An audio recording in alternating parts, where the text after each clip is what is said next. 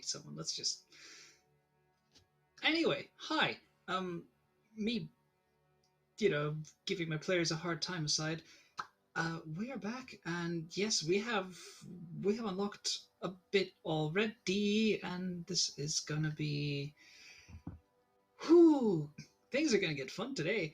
The Voidlings are chaotic today. Thank you. The Voidlings are feeling very chaotic, but it's the kind of chaos we appreciate, and it's the kind of chaos we love to see. And perhaps, well, I think we're going to have to give the Chaos Crown to the Voidlings for this campaign at least, but maybe someone will snatch it away at the last second. We'll see how it goes. Well, in the meantime, let's see. Before I do anything else, let's quickly remember to thank our sponsors for this season, which are in no particular order because I wrote these down in literally no particular order. We have Tin Star Games for Relics, a game of angels. There is Modifius, who are sponsoring us for the Fallout show, which you can catch on Saturdays, and it is ridiculous, wacky fun, which is exactly right for Fallout, to say. Evil Hat Productions, who produce Tachyon Squadron, hi there, and also the game that it runs on, or the game system, which is Fate Core, which if you want, you can find it for free online. You can also pay for the book. That is up to you. Highly recommended. Fate Core is such a fantastic system. Helmgast sponsoring us for Cult Divinity Lost, which is our pretty good, I say, downplaying things as usual, fantastic horror contribution for this season, because what's a season on this channel without a really good horror game? And also, if you've ever looked at the artwork for Cult, that alone is worth the book, is all I'm saying. There is Grinding Coffee, a black LGBT plus owned business that produces, as the name implies, coffee. And I highly urge you to go support them if that is a drink you enjoy.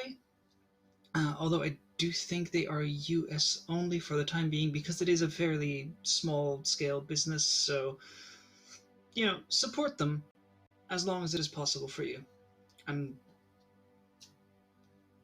that's kind of... Oh yeah, wait, Dice Dungeons. I forgot to shout out Dice Dungeons. There we go. Now I've run through the list. And now that I've done that, I really gotta stop talking with my hands. This arm hurts. Not that it's gonna stop me. There I go again. Anyway, instinct takes over. I'm getting a good workout from this. There you go. This is today's exercise. Let's run through a quick round of introductions, so just say who you are and who you're playing. And then we're going to jump right into it, because there's a lot to get through today. Which is kind of why I'm speed talking at the moment. We shall start we'll just do reverse clockwise. Teal, aka Zane. You first. Oh my, hello, I'm Zane. And I'm playing Shirin Madani, aka Teal, a very, very straightforward pilot who shoots first, then again, and then maybe asks questions. Grew up on the streets, made it to the fleets, and is surprised that this time she's not the one who caused the bloodshed. So it's going to be interesting. Yeah. Next up, Petra Predator. Hey everybody, I'm back. I'm Petra. Once more, I'm playing Haley Rutherford, call sign Predator. Once a poster child of the High Republic military, then she got kicked out, and all she wanted to do was start over, just have a quiet pilot life. But then she decided to try and be the leader of this ragtag group of crazy pilots. And it looks like there's a slim chance, aside from all the chaos going on, guard pancakes and whatnot, that her past might come back to bite her in the ass. But we'll see. That never happens. That never happens. Speaking of guard pancakes, though, I mean, convenient that you're up next. Starfox. Void. Hi, I'm Void. I played Parker. Was having a great time and didn't murder someone. Okay, this time it is murder. It was accidental, but it's still like third-degree murder. Yeah.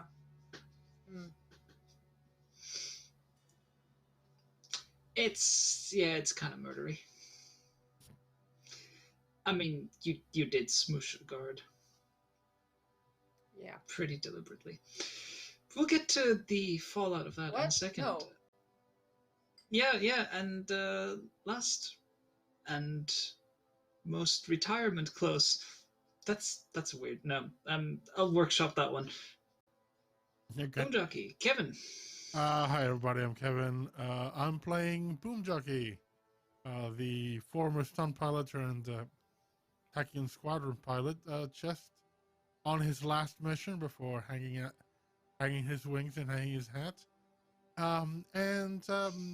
Yeah, things didn't go according to plan last time.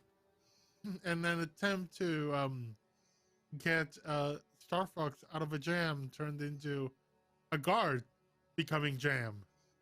And yeah, we'll see what happens. Yeah, we will. And I am Diane. I am your narrator. GM, whatever you choose to call this role of mine, where I try to somehow carve a cohesive story through the chaos that is caused by these wonderful people.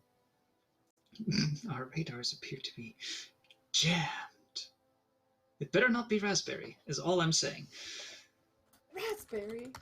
I hate raspberry! Oh, great. Lone Star!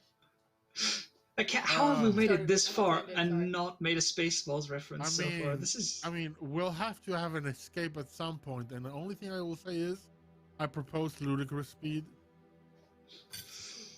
All I'm saying is that we already have the Gundam, so. We'll see. But yeah, let's make sure. So, for those who are here, I recognize some of these usernames, but for anyone who wasn't here last time, this lovely gang of pilots have landed on the planet of Tuwanye in a system that so far has been inaccessible due to intense magnetic fields that basically shredded and destroyed more or less anything that entered the system and didn't know the exact path to take. This system was classified essentially as a no-go zone, and then turns out it's not. There are people living here who are now eager to rejoin the galaxy at large. And while you were initially told that a path has opened only for the next 5 months, what it turns out, the truth of the matter is that the path will stabilize in 5 months and will remain open, and this place has quite the fleet to its name, including these experimental units, which you've been told are actually immune to the effects of the magnetic field, and also happen to be transforming fighters. You had somewhat of some time to rest, in which, among other things, Predator realized she'd packed her getaway bag by accident, which, a remnant of a habit from working in Black Ops. So as it turned out, Teal was not the only one with a concealed weapon. And in the whole process of trying to figure out how to deal with that while the conversation was happening on whether or not you should Glock up a toilet, which is a phrase that I'm never going to let go again. Brilliant. After a beautiful dinner in which lasagna was made and telenovelas were watched, Starfox just had this itch and just really, really, really, really wanted to go check out one of these transforming fighters, and did so, although did not cover her tracks very well at all. So the guards went to investigate, and while Boomjockey got the guards' attention and had in fact more or less convinced them that uh, it was his fault and got tasered for the trouble, uh, that's when Starfox decided, oh, I'll just incapacitate these guards. I'll hold them with these big, strong robot hands. And Listen, one I consider is not definitely doing anything. yeah. And then you did something, which is really I had to. a choice. So one of them is held. One of them is kind of held inside a little bit of a dome of hand, and the other one is held in a very, very, very thin sliver of dome, and has become a very thin sliver of guard. And that is the sight which greets Teal and Predator as they themselves, the two of them, got a little worried over what might be going on. And that is also where we're going to pick up. So, Teal, Predator, you've just entered the hangar, and that is the scene that greets you. Boomjockey shakily getting up off the ground, and one of these transforming... Covered in guard. Yeah, there's like a little bit of a splatter on you. And yeah, one fist is down on the ground, and one hand is just kind of gently holding in place the other guard. And that's it. That's what you see. So take it away, my players. Boomjockey just looks at wherever the cockpit is and goes, "Get out of there this instant." Just and it goes for that tone. Haley doesn't say anything. He just goes stony faced and rushes over to Phil. She would probably see the remnants of the taser like on the ground. Is it one of those where There's some bits stuck in. Hmm. Yeah, she would. Oh, sorry. She would rush over to him, and just make sure to get the taser wire off and out of him. Oh. And are you able to? I'm sorry. She just looks back. I don't think you have to explain what happened just now. This is. How are you doing? Can you sit up? Yeah, I can stand. That sucked, but at the time, it was a plan to, get someone out of trouble. Shift the attention on me. Then he just looks at the splat and goes, "That didn't work out."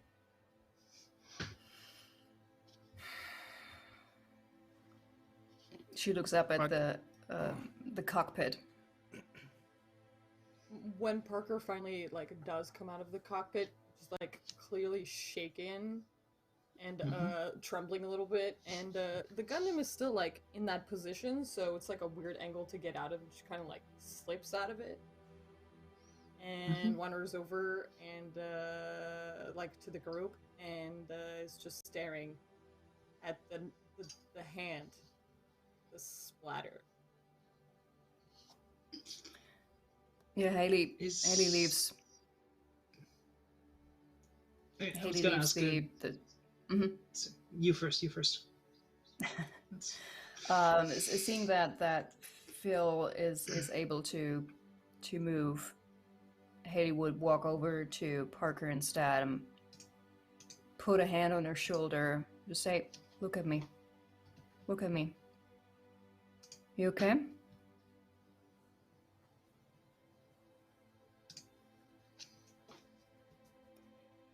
Then she pulls her in for a quick hug.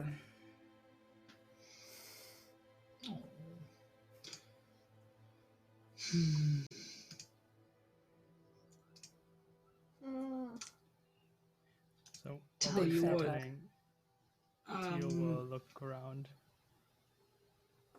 and try to see if and how many cameras there are. Okay. Teal, from you, I will need a notice check. This will be at a +2. And Starfox, I need a discipline check from you. This will be at a +4. Because, correct me if I'm wrong, but this is the first time Starfox has caused a death that wasn't in a dogfight, right? I think we established that? Yeah, this is a big freaking deal It's the for first time there are remnants to be seen. you. Yeah. Okay. That's not gonna do it unless you have any sort of cost. Basically, this is a check to see how well you can maintain your mental state. I find that this is an appropriate roll. Fair enough. Okay, so Teal, you look around and you can see there are cameras placed on basically every corner, and then there's one sort of inverse column from the ceiling in the central place, which has one of those, like kind of like a 360-degree view cameras. So anything that happens in here, you reckon is definitely recorded and stored on a server somewhere. Okay. And how bright is it here? Like, we can see each other, but is it like bright enough to identify a face? It's relatively dim, given that you had a full success. I will say you're also pretty aware that any sort of military installation, if they've got security like this, it will be configured so that even if it's dark, they'll have ways of picking that up, whether it's night vision cameras or whether it's infrared or something. Whether it's dark or not doesn't really matter. Okay. Starfox, you're not doing so well. Like you said, this is the first time you can actually kind of see remains. This is the first time you're actually confronted, and that the kill you've just gotten isn't flying past you at 500 miles a second. I will say take, in this case, because we do not have a way specifically to differentiate between mental and physical stress, I would ask for you to take a mild consequence from this, because you did only fail by 2 shifts. So what do you think you would call this mild consequence?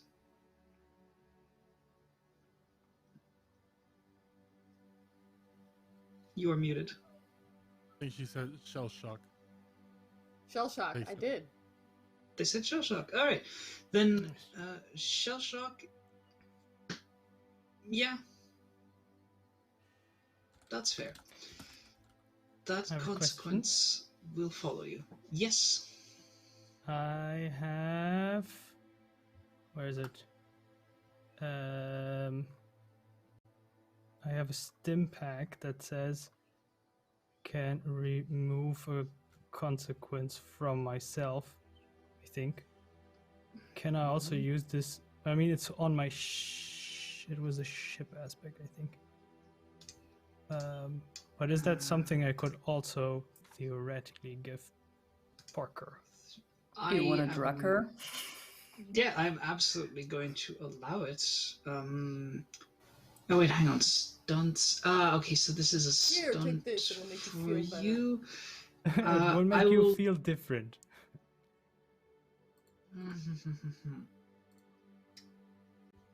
It's a free action for you.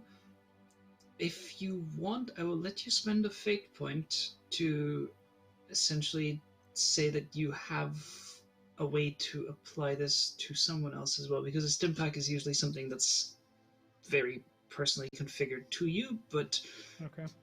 if you want to, you can spend a fate point and use that on Starfox. Okay. Well, I will And first... it will still leave you with a free invoke on yourself. Okay.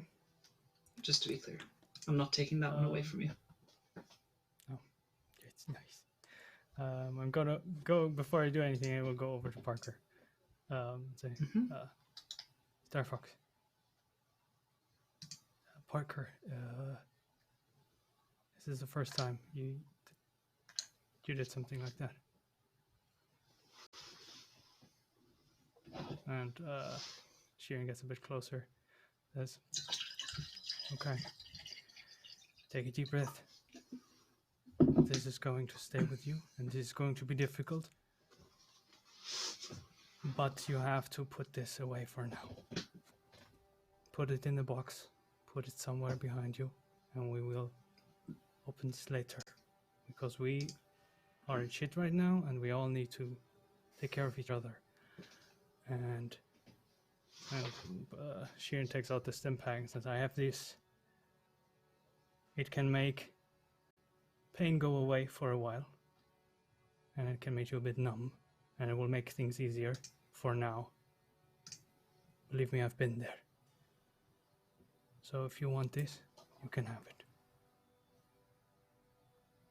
Parker's gonna look over at Predator and Boomjockey to see like what their response is to it first.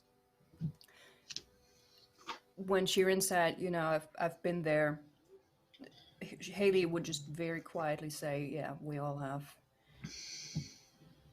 And then when she sees Parker's look, she would just say, it's up to you, but it's not the worst choice to make at this point right now.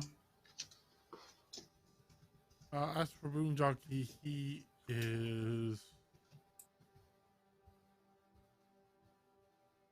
It's very clear he's thinking.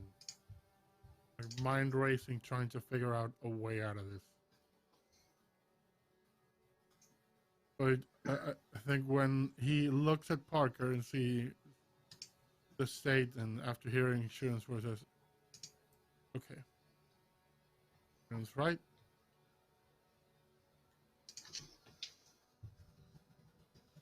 We need to figure this out. And then we can take the time and figure everything else out. I'm fairly certain they saw everything. But on the off chance that the footage is grainy and shitty, as it usually tends to be, they're gonna need someone to blame. And if they don't know who exactly was that did the thing, I had a very visible altercation with the guard, so put it on me. At this point, having had a very similar happen. conversation earlier, Haley's just shooting a look at Shirin and probably under her breath going, what is it with everybody? And then giving a rather disapproving look at Phil. But then also looking back at Parker and switching back to looking worried. To Predator, Phil will give her like a just straight on look of, I'm not kidding.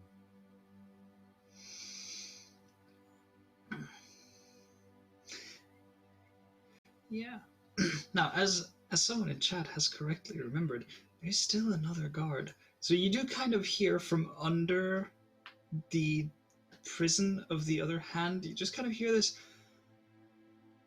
sort of like at first a clanging, trying to see if anything can be moved, but that thing is solid and not moving, and then you just hear a,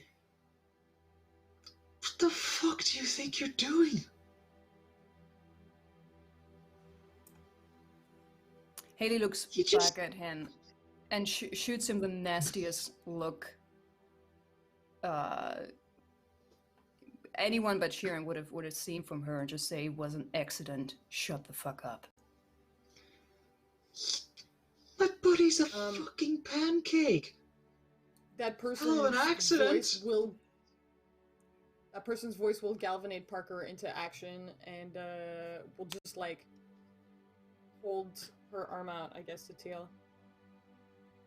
Okay. I don't want to do the thing. You do the thing. Type thing. All right. And yeah, I'll give her the shot with one hand, with the right hand. With the other hand, I like put my hand on her face. Say, "You're good, okay? You're good. We're all good." And apply the stim pack. Okay. In which case you can remove that mild consequence. And Teal, please spend a fate point. Yep. For that. So yeah, Starfox, you feel, as described, you feel a little numb, but you know that this isn't done with, but for now it's set aside, and it'll allow you to focus. You hear the guard's voice coming back, coming up again, and saying, "Listen, you've got 30 seconds, right? I give you 30 seconds. Just sit down, surrender, before I call the fucking base down on your heads." Oh, they're not on their way yet? They will be, but I can speed it up and make it worse for you. So either be peaceful, or you're in even more trouble. And the guard gets as far as the first syllable of the word trouble before you all hear another shot being fired. And an all too familiar sound of bzzz, for you, Boomjockey, as the guard just kind of spasms and collapses on the ground. And striding around the hand, dropping the taser that she was holding, you see Viera. He looks at all of you and goes... I have my own moment of shock and go, okay, I did not see this one coming. Okay. What?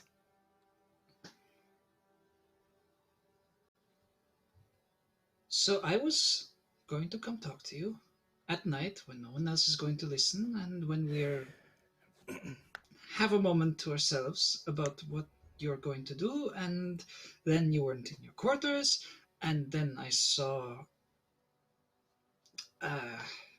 badly disguised sabotage. So I fixed that up to look normal, and I've disabled the cameras in here for now, but I fear I'm too late to cover up. Whatever has happened has already happened. Okay, here's what we're going to do. No. Before we do anything else, let me say two things, and then I will let you make up your minds. The first, I don't approve of what you did here. I don't know what happened. I don't know how it happened. But you fucked up real bad. However, that's not really my biggest concern. My biggest concern is that if the lanes in our solar system stabilize and we are going to become a regular, accessible system, and people are going to have a way in, and we have this fleet, and we are going to be a military power, we are so boned. Now,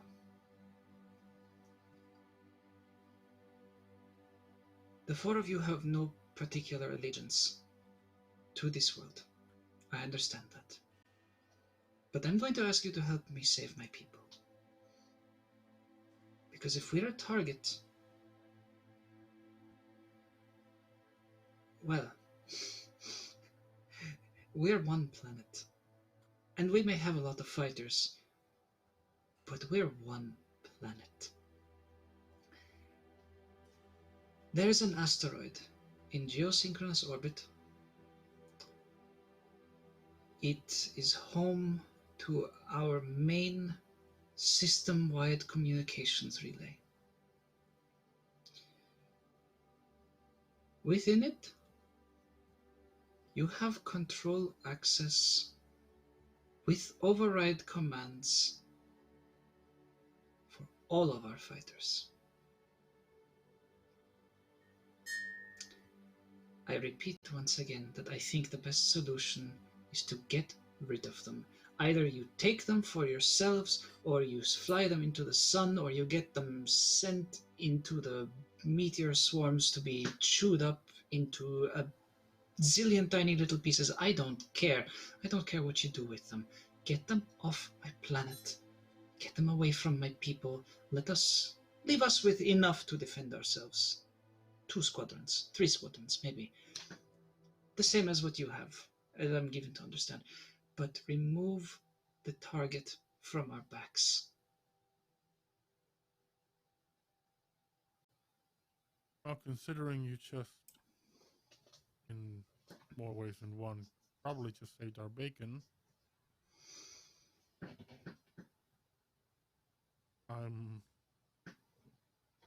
I was already of a mind of not liking that fleet in there, and for the potential it has of causing problems. So I'm all for this.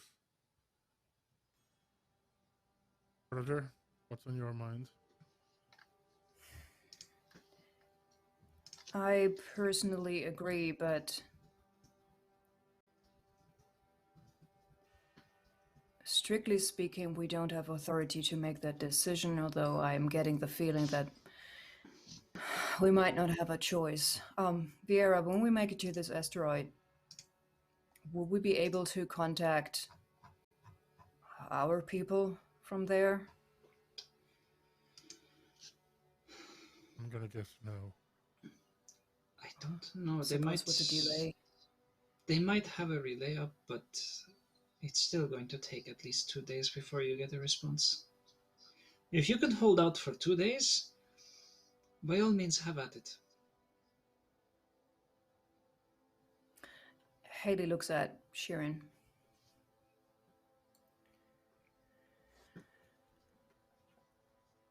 Well, will this not get you into trouble with your people afterwards, Vera?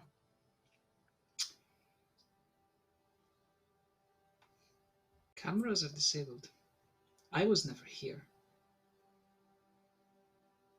I'm throwing you under the bus, so let's be clear about that. You are going to take the blame for this.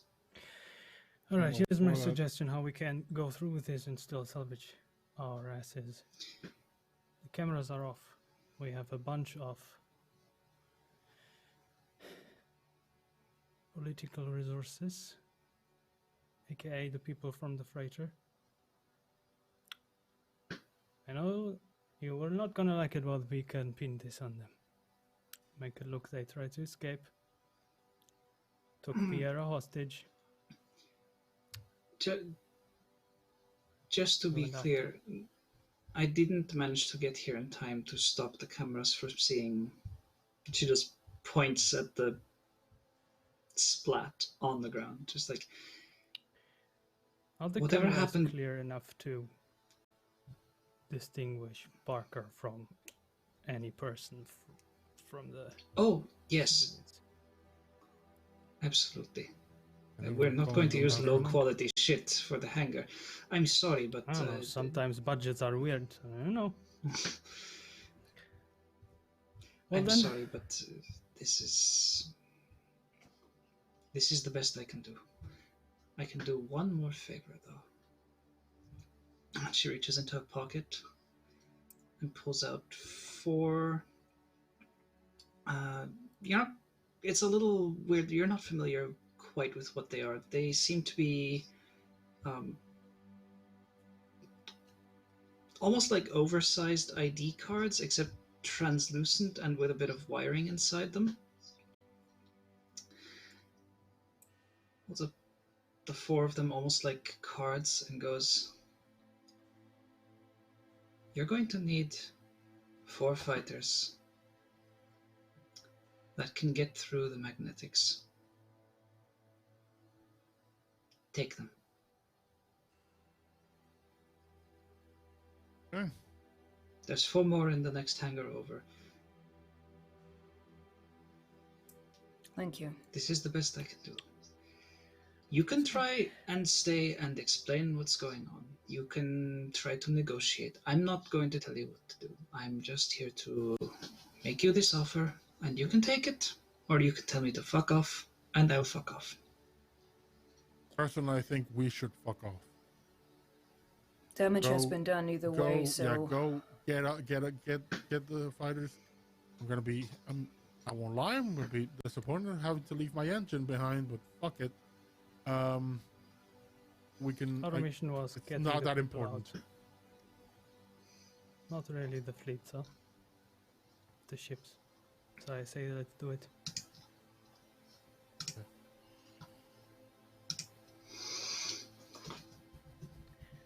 Let's get the fuck out of here.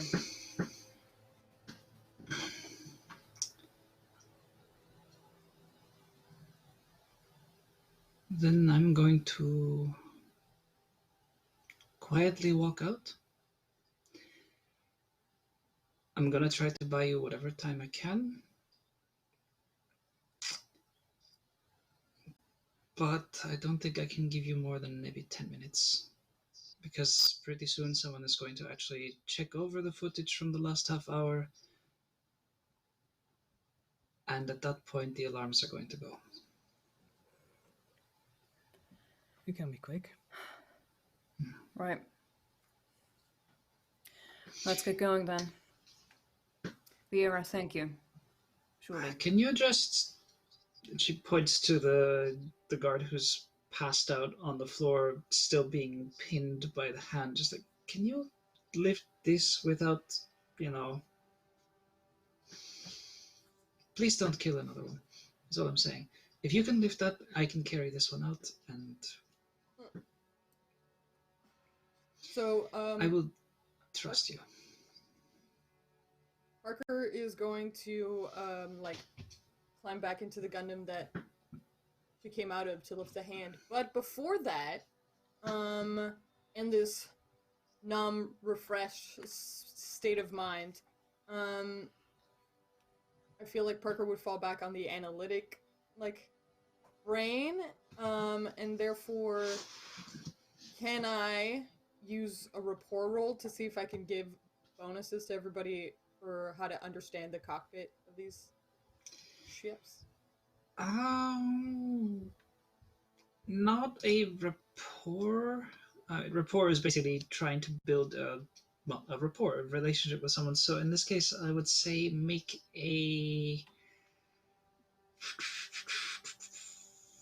it a technology roll. Just to see, what ships are you talking about? We're checking our own ships, right? Well, you've been given essentially the keys to 4 of their fighters, of the prototypes. Oh, then I'm sorry, not. I'm taking the Gundam. I blanked earlier. I misunderstood in that. I do ask Vera, is there a flight path like the one we used to come in here to get to the asteroid? One that avoids the magnetic field.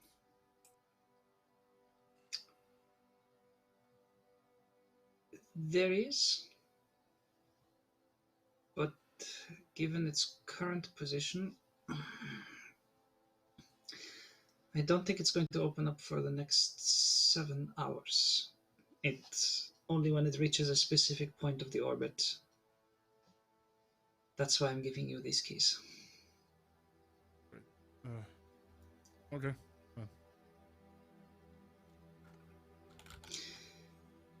I will add one more thing.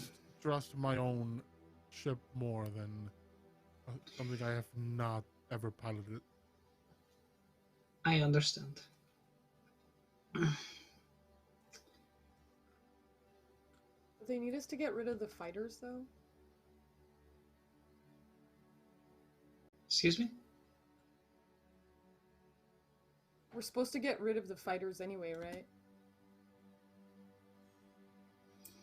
Their fleet, yeah. I mean, depending on for how long we can hold out on the asteroid and maybe push back the moment of making that decision. if we can make contact with Cosima before that. But there's a very good chance that all of their fighters will not make it out of here. I mean, we can still take them, fly them to the asteroid.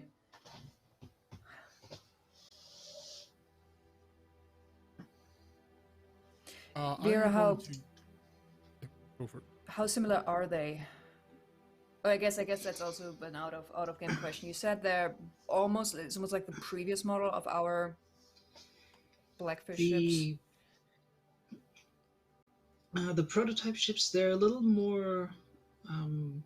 If you're familiar with what a delta wing is, so essentially they're, rather than the two forward protrusions that your Blackfish ones have, those have been chopped back quite a lot, and it's much more of a delta triangle sort of shape in its fighter form.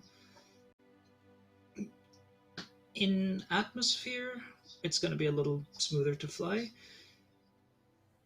In space, it won't really, you're pretty sure the maneuvering capabilities are probably a little finer, but other than that,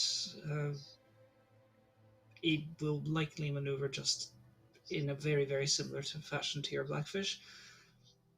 It's just that once you switch its mode over, once you go into the other configuration, that's when you might have a bit of a penalty.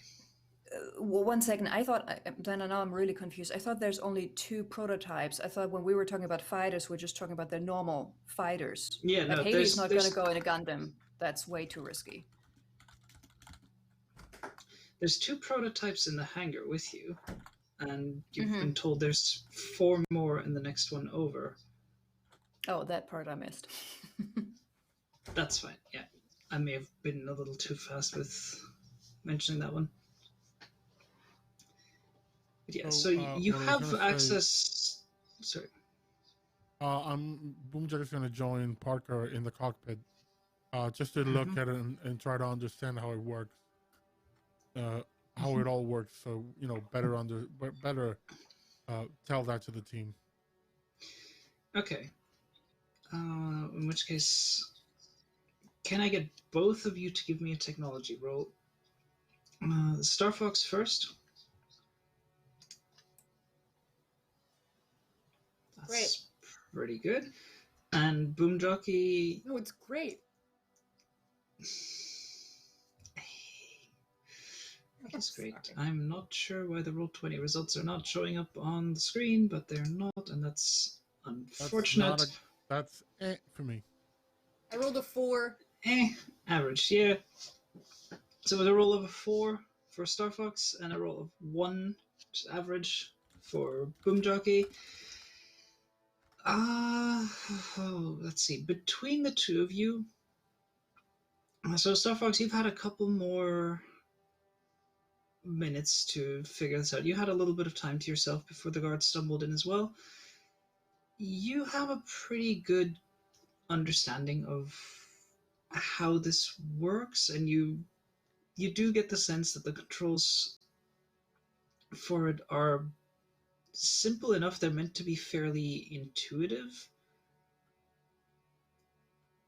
but there's definitely there's a couple of functions that maybe you're not wholly sure of, but you do have a good feeling of, as soon as you get to spend just a little more time with it, you could probably pick this up pretty quickly.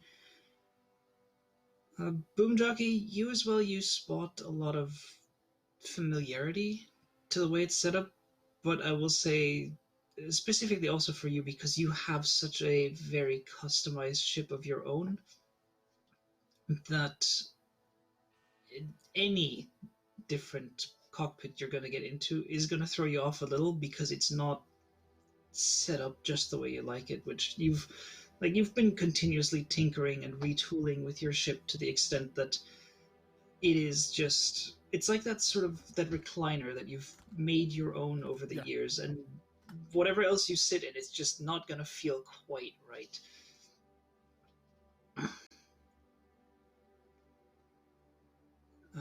Before Vera leaves, she is going to turn again. She's going to take out a small little, like a little data chip, and look at, let's say Haley. She's going to look at Predator, and is going to toss it to you. What's that? Navigational data. If you really feel like flying your own ships, maybe you could try and find an alternate route.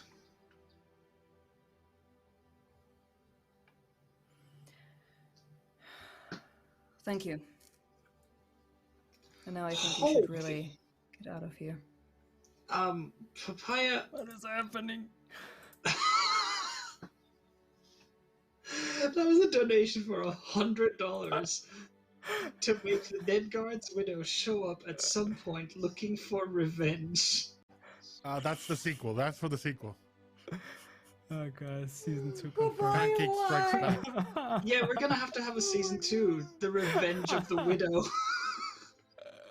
Holy shit, Papaya, thank you so much, and I will have to find a way to make this work. I already have an idea. Tell you what, I'm gonna Papaya just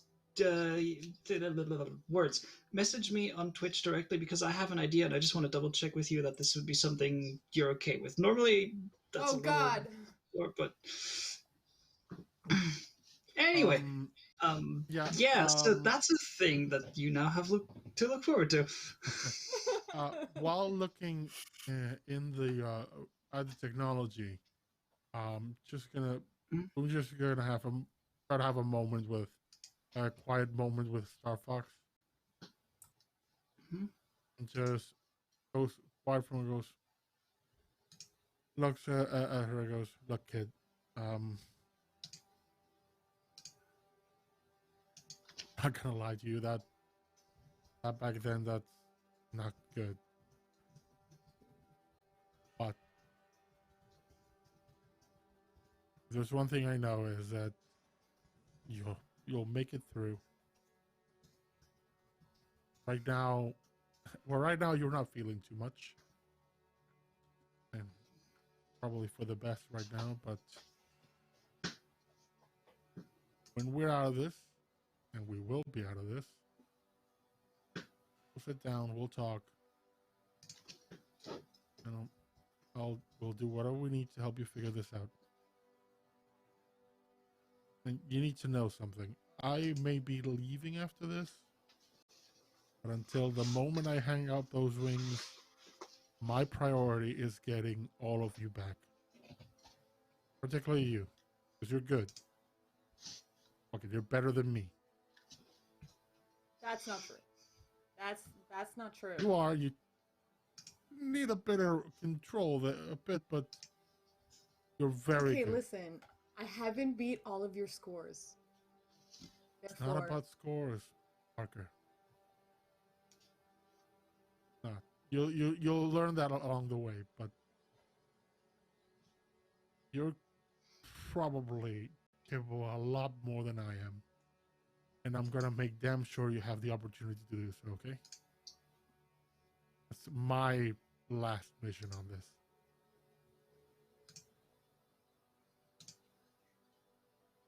Can I hug you? Go for it. Yeah. Yeah.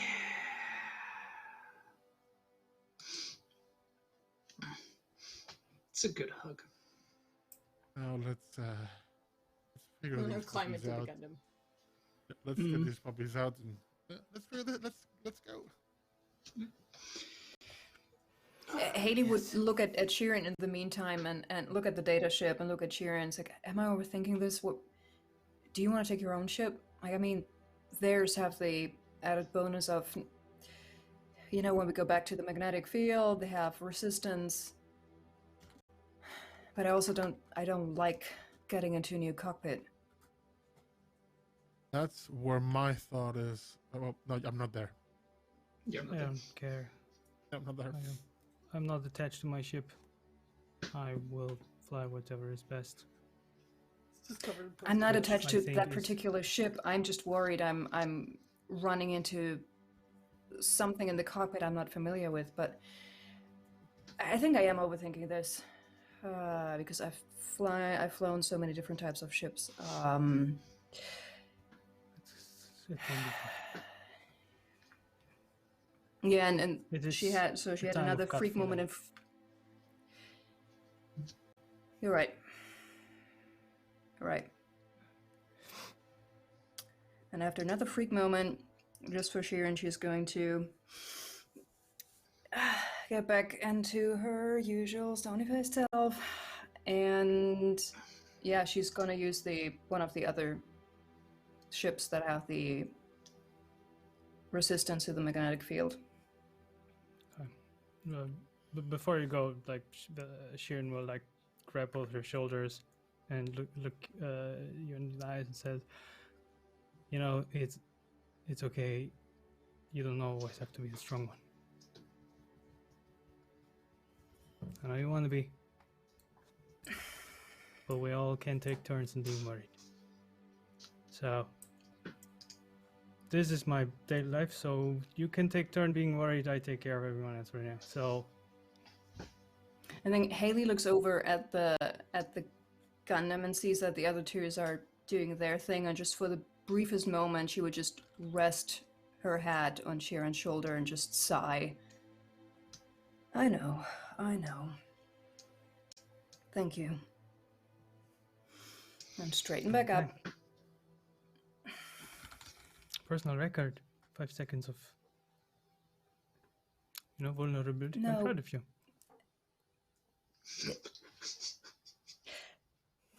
She just walks Hang on. off. Yeah, Shirin too in the different direction. I need someone to clip and give that moment. Parker, I think it's Parker and Phil return just to get going. Go to Sharon. You got one of your post-its with you?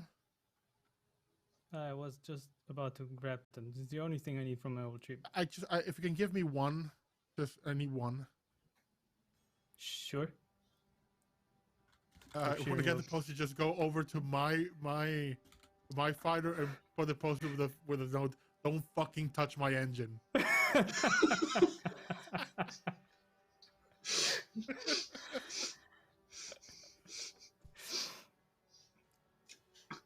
Yeah.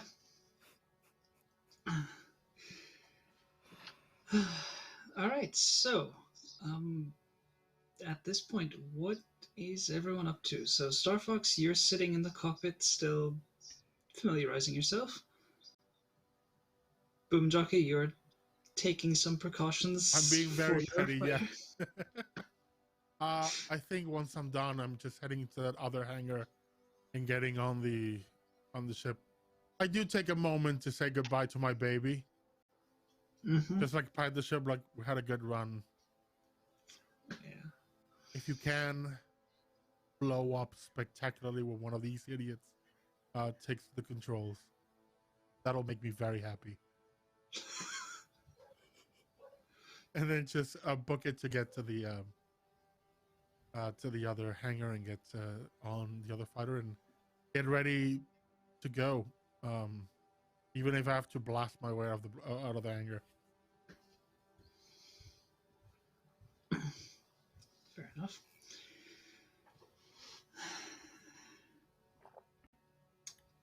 No.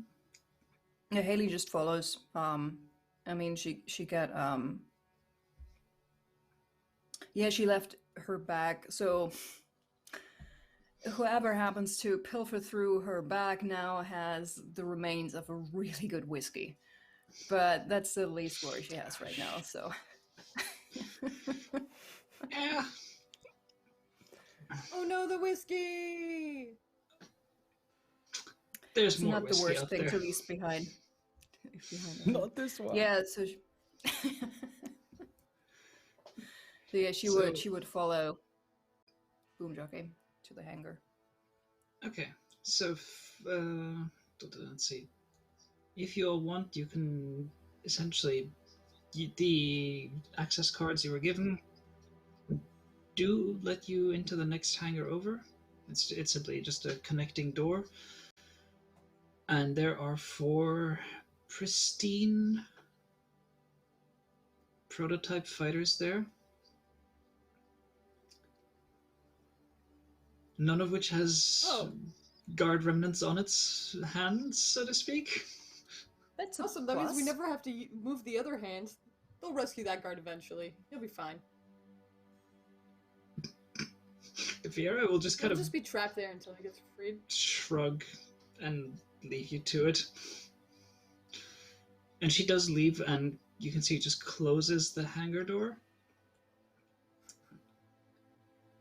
As she closes it, she gives you all one more look. You can just kind of see her, framed by the light, and you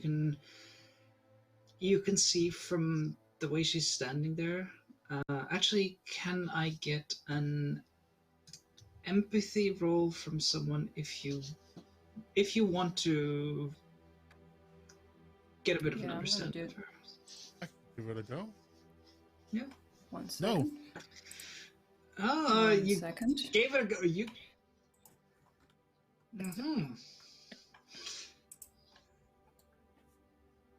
Okay. Yeah. So we'll say Boomjockey, Teal. It's dark. You've had a lot of things thrown at you right now. Teal, you're being sort of emotional support right now, which is not the way it usually is. So this is you're a little caught up in dealing with your fellow squad mates. Haley, though, you see a look in her eyes, one that you're actually you would be familiar with. It's the look of knowing you've done the right thing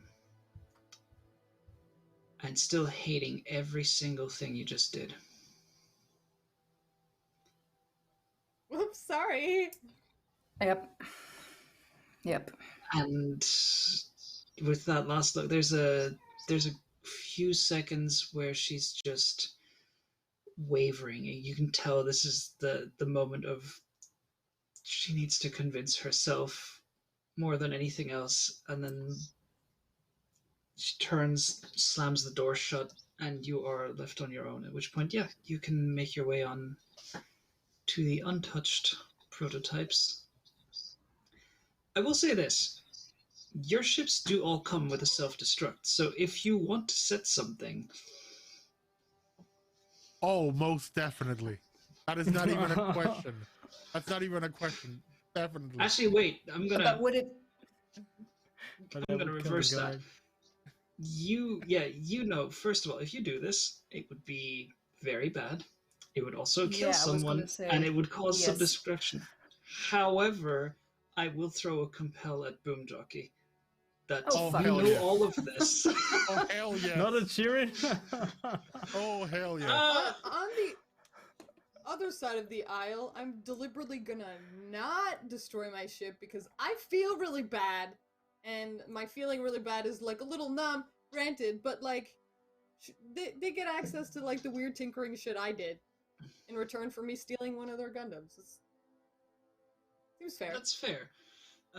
I mean, anyone who wants to set that is welcome to, but only Boomjockey has an aspect I could compel for it, so... Oh yes. Hell yes. Besides, it'll look good as we fly away from the explosion. There you go. The only thing that'll survive from the ship is a metal plate, and on top of it, a post-it.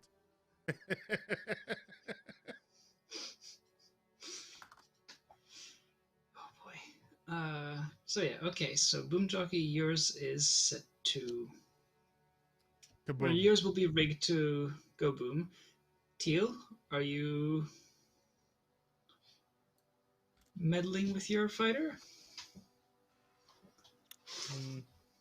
No. No?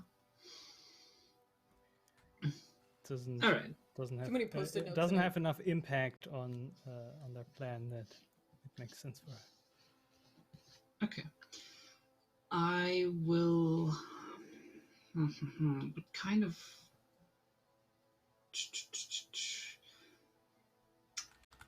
Boomjockey, I will give you this.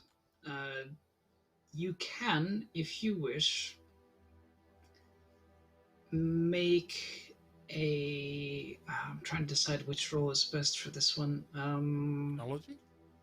Yeah, it's gonna have to be a technology role to see if you can figure out a way to set the self-destruct in such a manner that it will minimize collateral damage. If it's not a case of self-destruct, what I would like to set up though instead, still with a compel, is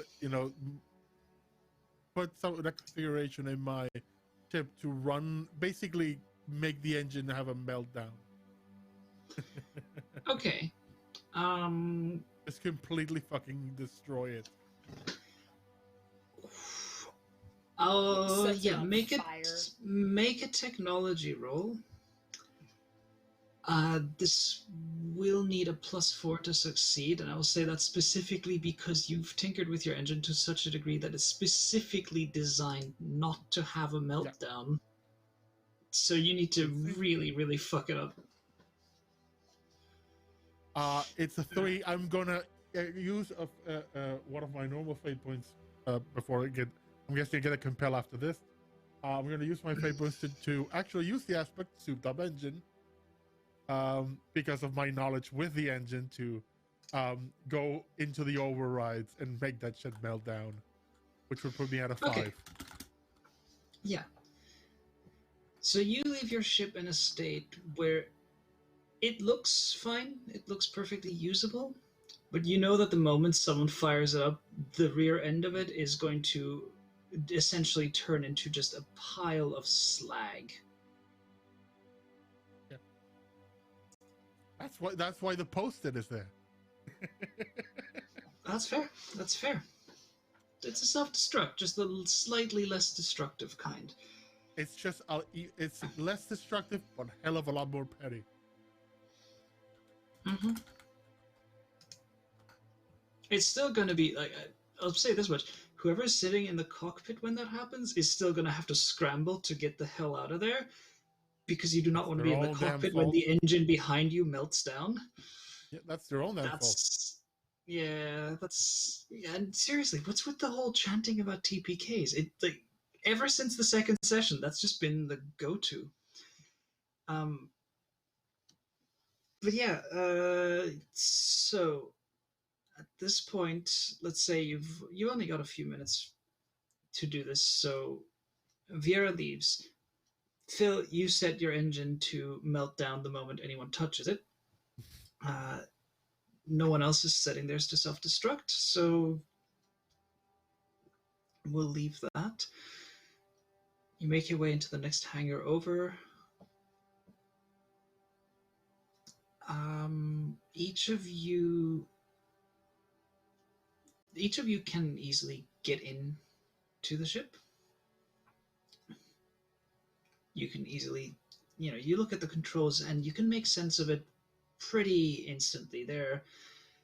They are in fighter configuration, essentially just another iteration of something you've used and piloted in one form or another many times over. You're all experienced enough pilots that as soon as you're put into a cockpit with at least some form of familiarity, you know what you're doing, and it may not be exactly the way you like it, but you can fly it. You can fly it for sure. You're not entirely sure about how well this will go once you switch into a different configuration, but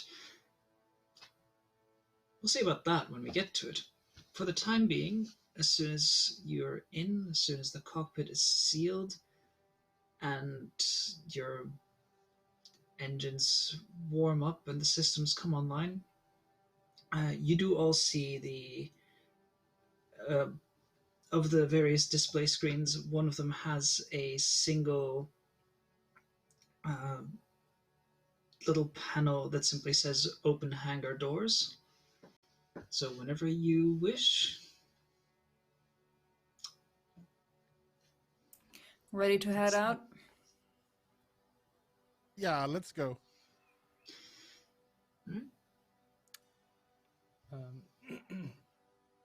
Shall we make sure our comms are changed frequency and not on like the default, so they will not be able to listen in to us? Good catch. Makes sense. Damn it, you thought of that. Shirin is paranoid. Yeah. Yeah, I You can should scramble your definitely do comms. that. Yep. All right. Question: the hangar doors. We left the hangar doors open on this one when we came in. Right. Say again? You mean the...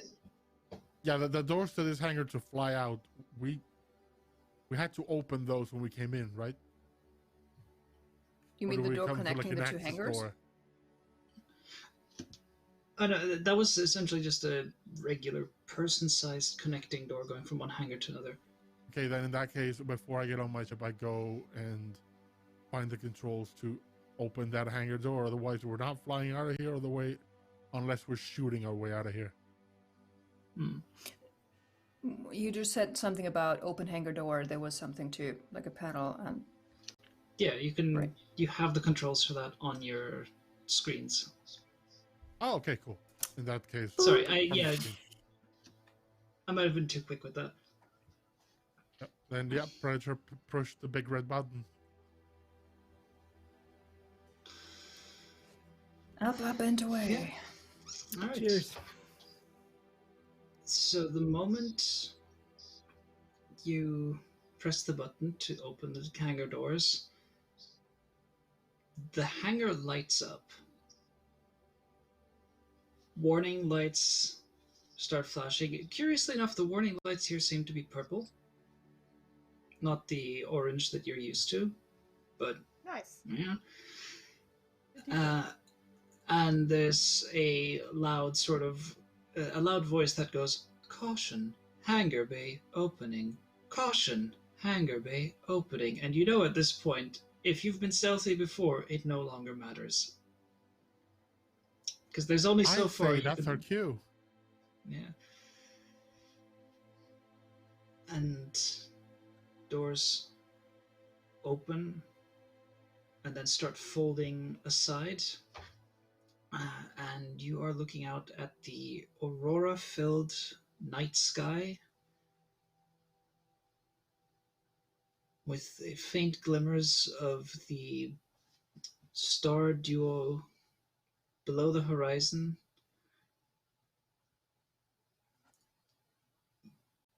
The sensors you have on board are already picking up vehicles and personnel moving your way.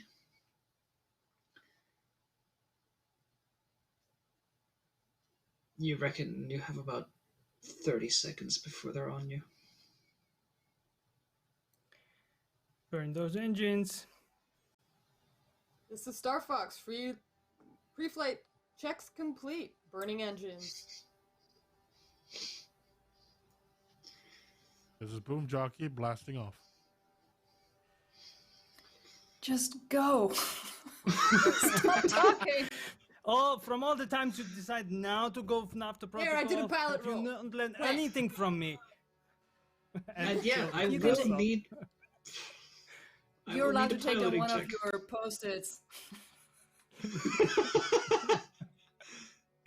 Alright, but yeah, Piloting let's get a... condoms. There we go. Oh boy. Piloting. Oh, Fantastic, superb, average. Okay. that was too much emotions for me. I'm distracted. That's...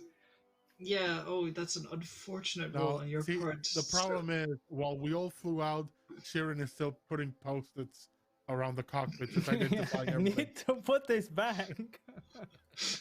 I mean, There's you new could spend a colors that you fate have to point. note down. Oh, do you have a fate point you could spend? Because if you get it to a +3, I will say you make it out just fine. But do you have something you can invoke one of your pilot aspects that you think might help you out in this case? Well, this situation is getting away from a murder and flying, so this is pretty much from the streets to the fleets for me. So...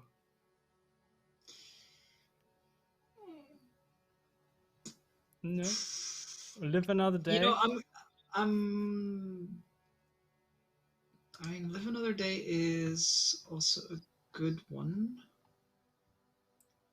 I want to say just purely because of how almost very literally fitting it is, I'm just gonna allow from the streets to the fleet, so please spend a fate point. Okay. If you want to turn that into a +3. So yeah, you're a little bit delayed in this. You know, you kind of notice Boomjockey, Starfox, Predator all blasting off, and you're about 5 seconds delayed because you're still, for a moment, you're just kind of grappling with the situation, and then you realize, I'm literally shit. putting my post-its up. There you go. In the aftermath, you'll say you were grappling with the gravity of the situation. But yeah, it's post-its. Yeah, did I get the colors right? But either way, you then just goose the engines and out you rocket.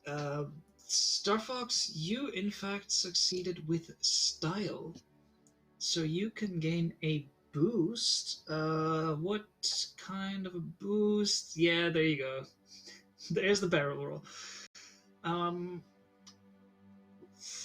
Let's say you get an extra.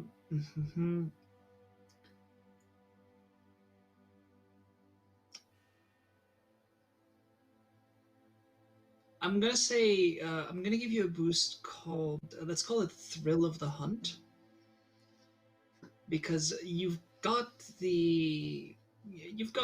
a little bit of a numbness flowing through you, but now the chase is on. Now you are a target, and you are just flying.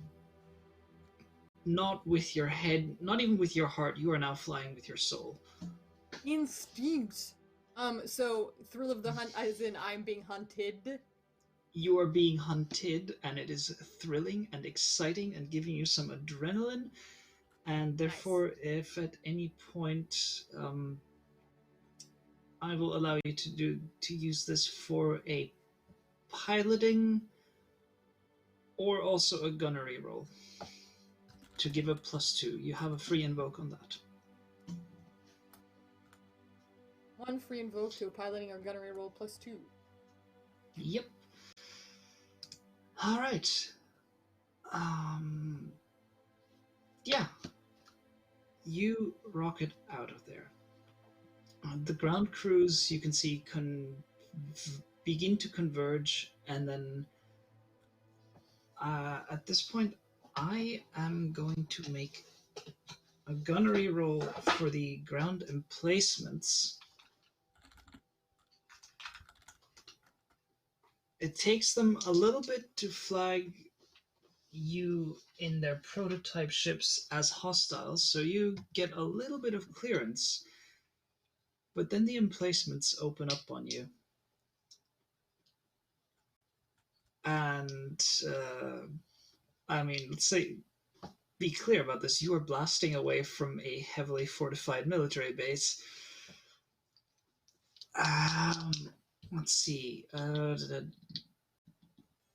Teal, I'm sorry to kind of stack this on you, but since you were the last to blast out, that means the gunnery, like the actual gun emplacements, are opening up on you. So they are going to attempt to shoot you. I will need you to defend with a piloting check. On to you. There you go. Oh, yeah. So they absolutely do not hit you because, yeah, I rolled 3 minuses. I said before we even started this stream, and I was hoping to jinx myself in this. I said I don't trust my rolls, but no, I should not trust Teal myself. is succeeding with style? Technically, since Teal isn't the actor in this, it does not count as a success. It's a failure on the gunner's part. Right. So that just goes completely wide. Like you see the guns starting to track you. Your sensors even tell you the moment they have a bit of a the moment they have a lock, and you immediately pull off a maneuver to one side, just pulling heavy G's.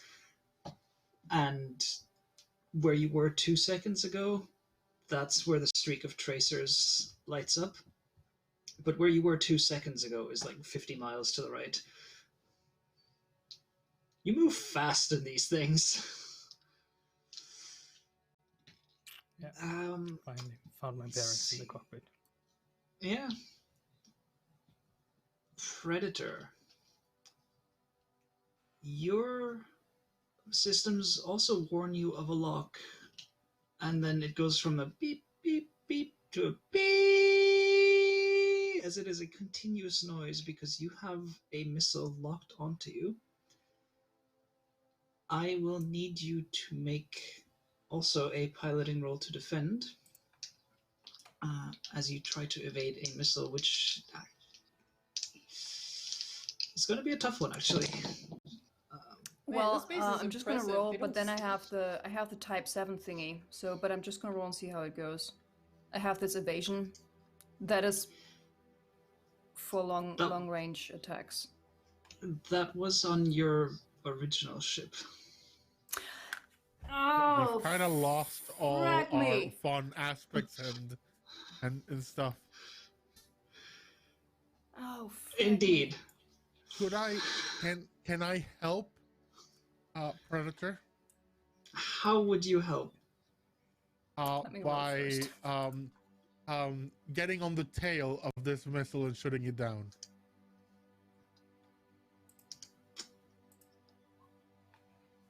No, never mind. What was I supposed to roll? Well, you're defending against the attack roll, which itself was a 5, so you are very lucky in this case. Take that. Technically, a tie goes to the attacker, but Okay. in this case, because it's a tie, it basically means there is no shifts of damage. So you fly a complex maneuver, just pulling a loop and then setting yourself into almost a tailspin, trying to fake out this missile as it gets closer and just keeps on tracking you. It itself seems to be designed specifically to follow quick maneuvering craft. When it eventually goes off, it goes off close enough to you to just kind of shake the cockpit, leave a bit of a, well, if it weren't for the protective bubble, you'd have a ringing in your ears, and you can kind of feel the pitter-patter almost of fragments bouncing across your hull, but it was at enough of a distance that it doesn't actually do any damage. It leaves some scratches on the paint, but your flying came out on top on this one.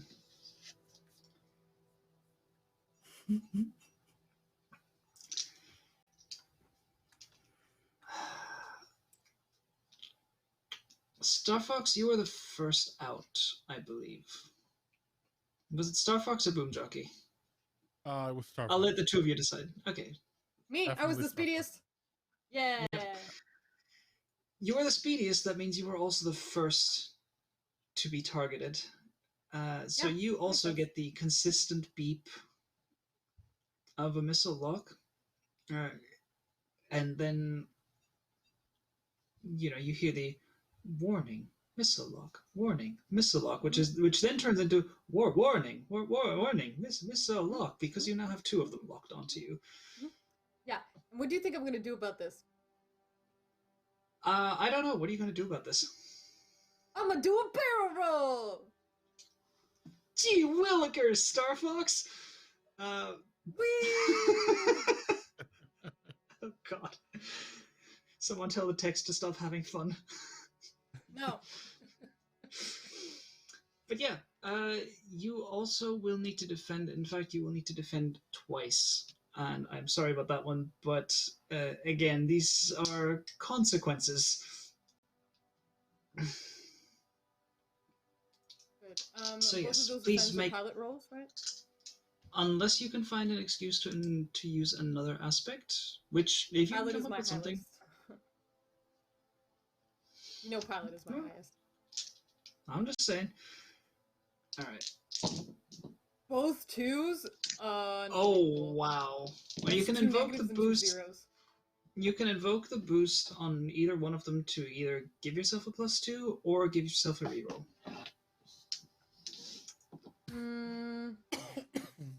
Yeah, I'll use Thrill of the Hunted to give one of those a +2, so I have a 4 and a 2. Okay.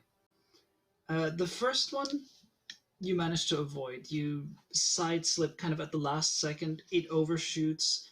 The proximity sensors go off and it detonates, but it detonates ahead of you. So you fly through the dissipating fireball, come out the other side just kind of trailing smoke, thinking, hell yeah. And then the other one impacts your rear shields. And in dealing at this point, because I rolled for once very well on this, in dealing 4 shifts of stress, it collapses your shields, because these fighters also have only 3 shield points, and also extends 1 stress point to your ship, which I forgot to tell you. 5. These ships have a total of 6. 6. Okay. Maybe. They're a little tougher. 6. They've got an extra layer of armor to deal with that magnetic. Okay, so I'm gonna mark it down in my consequences, but you said no shields. Yeah, your shields are gone for this scene. They recharge automatically once you're out of danger for long enough that you can just When you're not give in them a moment. combat. But Well, Precisely. now I'm missing my regenerating shield. I know, right?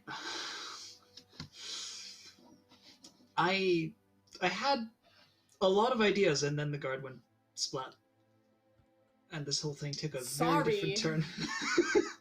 It's fine. I'm excited. I love this. Parker. I think it was more interesting plot-wise to me, personally. Yeah. Sorry. Taking things and making them go splat always leads to interesting plot developments. Of course. Right. Boomjockey, you also are targeted. You will also be targeted by emplacements, not by missiles, but you are also going to be targeted by the actual anti-aircraft fire. Okay. So, again, you can use a piloting roll, or if you can find any excuse to use something else, well, you've already rolled the piloting, so... Alright, let me roll the actual gunnery for them. So they need to beat a 4. Okay.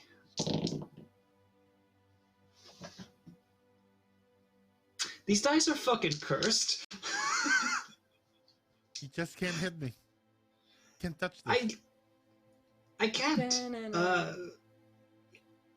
Yeah, it's that wonderful cinematic moment of you see the tracers streak up, and you're just kind of weaving side to side, occasionally altering your altitude a little bit as well as it streaks around you, but never quite impacts you because they rolled 1 lower.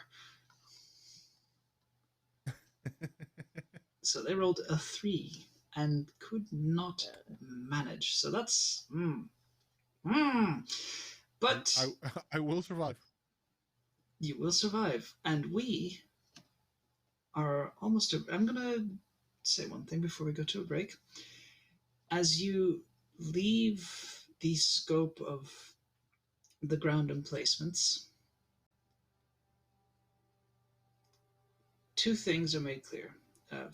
So, firstly, the entire base, you can tell, is now on high alert, and whatever chances of diplomacy you might have had, it is going to take more or less an act of God at this point to reset Diplomacy's that not our whole job thing. anyway. What diplomacy? What's that? I don't know. It's something you can eat, I guess. Isn't Duplo like a toy for kids? I'm just saying, like it's a kids game. Anyway, diplomacy is pretty much out the window. You've scuppered that one real Kill the bad. dude. Yep. You also see two other hangar bays opening, and your sensors do pick up as you rocket away. You pick up several more engines warming up and getting ready to give chase. And at this point, we are going to take a quick 10-minute break. So, as we do so, I will request the audience also do so. Stretch, take care of yourselves, hydrate, make sure you're all okay. I don't know who is or isn't currently in a heat wave situation, but if you are, you better be drinking a lot of water. And in general, take care of yourselves, and we'll see you in 10 minutes. At which point, we'll see just how clean of a getaway these people can make. So, take care. See you in a bit. See you in 10 minutes.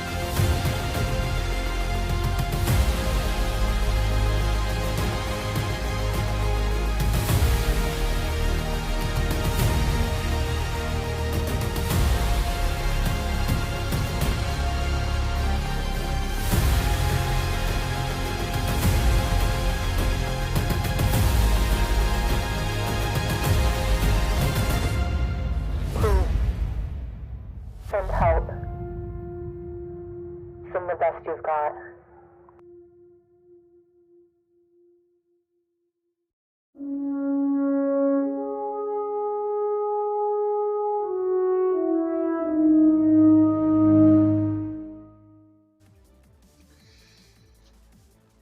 And that should be us back in place. So, hi! Welcome back in the intervening break, and we're being told to hydrate, so hydrate, everyone. Good, Tully, thanks. Tal's got your back when it comes to water and other liquids. We are back indeed, and stakes are high. Stakes are also very high now because in the intervening break we may have had a bit of a ridiculous sort of surge of ideas, and has resulted in the notion of if we meet a specific donation goal, and we'll have to see how far along we are currently and how much more we'll need, but we're probably going to set the donation goal, like if we meet a donation of say 250 for Tachyon Squad, we will run in all cats in Gundams one shot. We're not entirely sure when or how, but we want to make it happen. So yeah, basically, if you want to see a one shot of everyone as a cat in a Gundam that is also a cat, there's your donation goal. Please, let's make it happen. I don't know if I'm going to run it or if Zane might run it, or we'll figure this out. Like, this is currently just a nebulous idea that we have that we just want to call into existence. I'm already thinking of pilot name. For all I of got 10 it. minutes, but we're into it. Right. His part. Oh, I've already got a call sign. Predator. No, that doesn't work. Predator. Oh boy, this is getting out of hand already. I also have one. It's Void Cat. Hey! You're banned. You can't ban me. I'm in the show. We can make it a rule. Any of us can use the Void Cat call sign except Void Cat. No. Yes, there's the rule. No. But anyway, back to today's session. Back to today's session, where the four of them have just rocketed away from a fortified military base and caused quite a ruckus in the process. And I just saw Tachyon Squad, yes. Oh boy. You've caused a lot of ruckus in the process, and other fighters are powering up to give chase. All of you have been fired at. Most of you have not been badly hit. One of you got dinged pretty hard.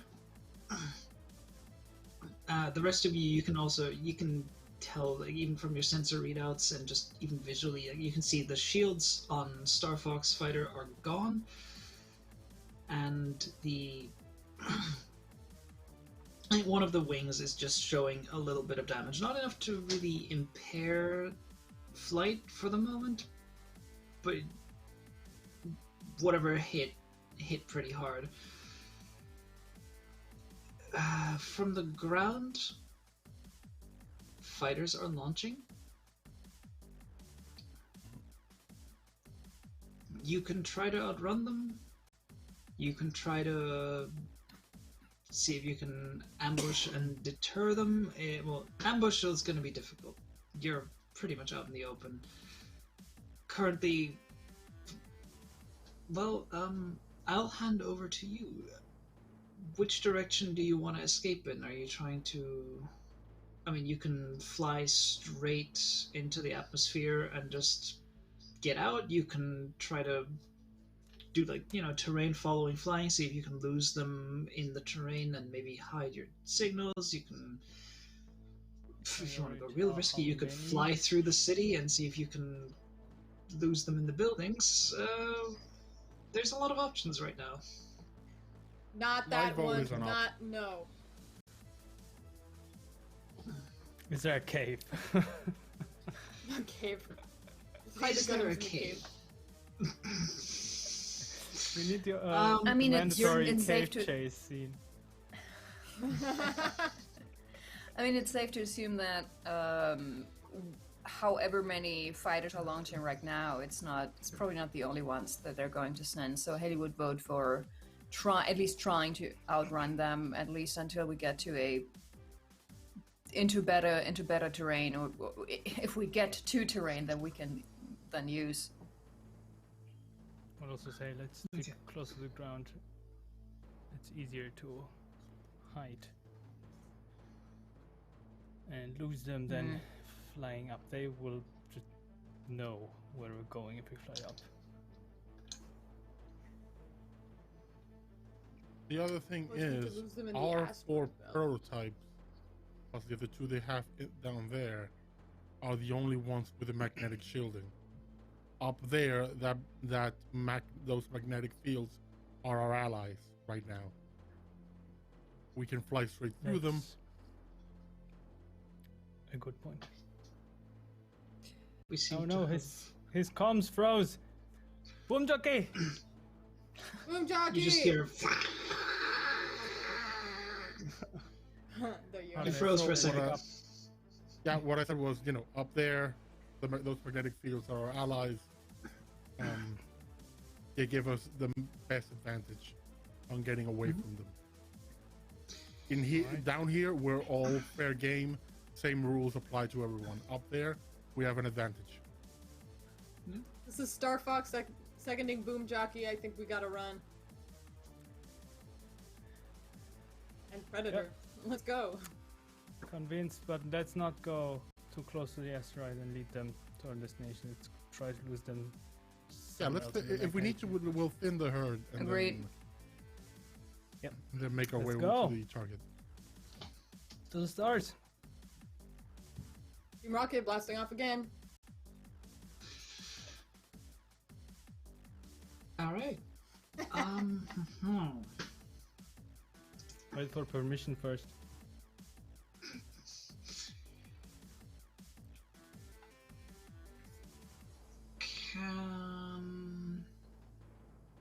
Are any of you actually? Let me ask this: are any of you paying enough attention to the sensors to try and figure out what it is that's actually giving chase to you? Or would you Yeah, I all would be say- kind of looking forwards to navigating outwards? Now, knowing what you're fighting is important. Definitely, pay attention to what it is, yeah. Yeah, as I asked before, if Like, we if can it's a see fast how, ship, you how can't many. avoid it as easily as a I mean, heavy ship. tactics is my highest stat, so Haley would, definitely chicken. Okay. Then anyone who is in fact checking the sensors for this, please make a notice check. And it will be Is a it- +2. Could I, instead of notice, could I use technology to, jigger with the sensors? You can make a technology roll to improve your sensors and try and create an advantage, if you will. I'll do that. Oh, with that 4, maybe. Yeah, I was about to ask maybe. before I rolled, is that enough? Because I think it it was would gonna be, be because it I would be a should still +2. have the eyepiece on me. Oh, actually, I leave it up to you, Diane. I know since that was on me and not on the ship. That's on you. That's not a ship component. That's a you component. Okay. I will say it was. I might have mentioned. I might not have mentioned. This is something every time in Fate I have a specific target for you to beat in mind, and half the time I forgot to mention it. In case You I said it didn't was mention it, it was 2. only going to be it was a +2. So Okay. both Shirin and Haley succeed in this one. Of the fighters that are taking off, there's kind of a rapid succession. So in very short order, 2, and then another 2. Basically, in pairs, a whole squadron of regular fighters takes off. In a singular pair, the other two prototypes that you left behind take off. Yeah, didn't even take the time to scrape the guard off, I guess. And then in the distance you see one more fuzzy sort of shape, which, given the size of the signal, and I would say Predator, you notice, Predator and Teal, both of you notice this, and Predator with your 4 on the success, I will say you're the one to kind of recognize that the last of those signals is essentially at least another squadron's worth of fighters. They're just too far away to resolve into individual blips at this point. Once you're on a planet, all the various interference that a planet carries with it does mean that you're essentially using a more regular radar. Once you're out in space, your sensors are better at distance again.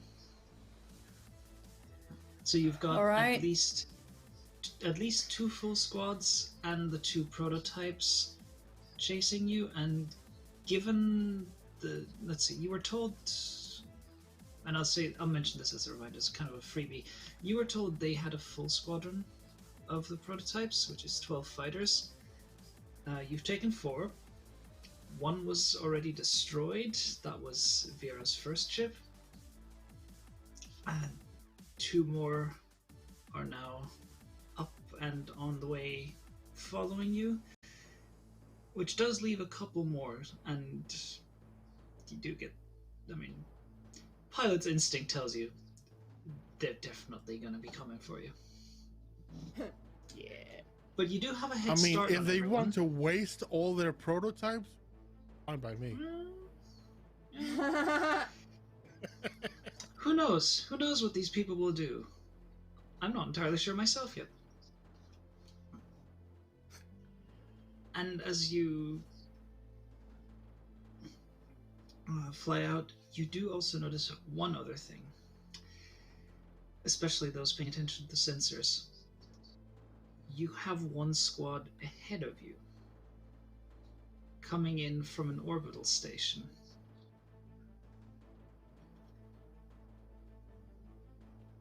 Because they too are not entirely untrained in the art of combat, and they too fly combat patrols.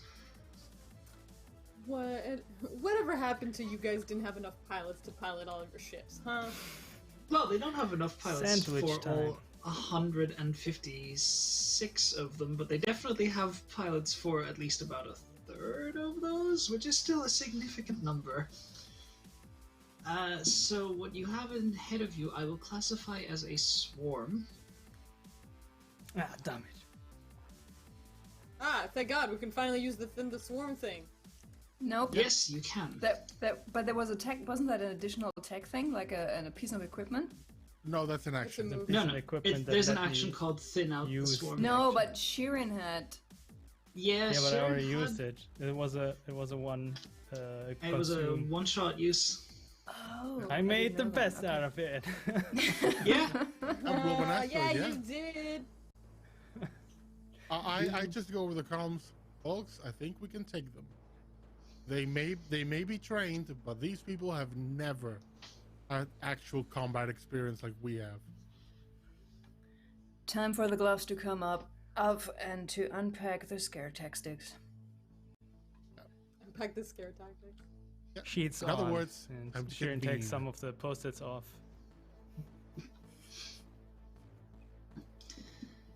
All right. Then let's do 2 things. For the sake of this current scene, on the maneuver chart, which we're going to pull up in a second, but not just yet, on the maneuver chart, I'm going to put it as such that everybody is detected. Because you are all definitely detected, and your sensors are good enough that you know roughly what's coming at you. So you have a squad coming at you, which for the moment is classed as a swarm, but will possibly resolve into individual fights depending on choices and actions. So, ahead of... I'm gonna give each of you an action before before you get engaged with the ones flying at you, because you're blasting off, and I assume at high speed, and they're coming at you at high speed, so you have a very short time before you're on top of each other. It is enough time for each of you to take one action, so please tell me what you would like to do to prepare for this incoming engagement. I see a grin on Kevin's face, which is something to worry and be excited about, so tell me, what's up? I am going to end the swarm by playing chicken with all of them and just flying straight at the middle of them on a collision course. I had the same What? idea. Let's see who moves away first. Okay.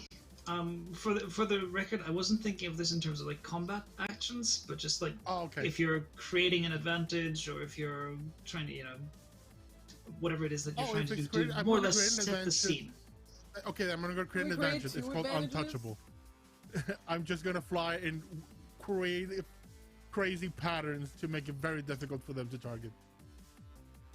Okay.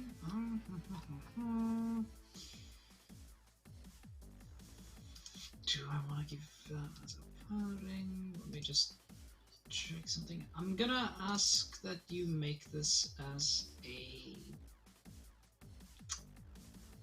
I'm gonna ask that you make this as a tactics roll. Ooh, not a pilot? Because that's kind of what I'm doing. Piloting.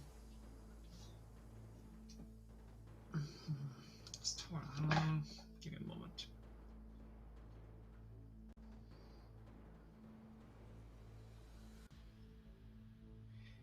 See, I was thinking tactics because this is you trying to give yourself a tactical advantage.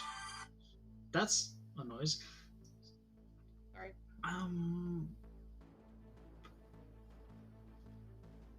I'll let you get away with piloting for now. Thank you.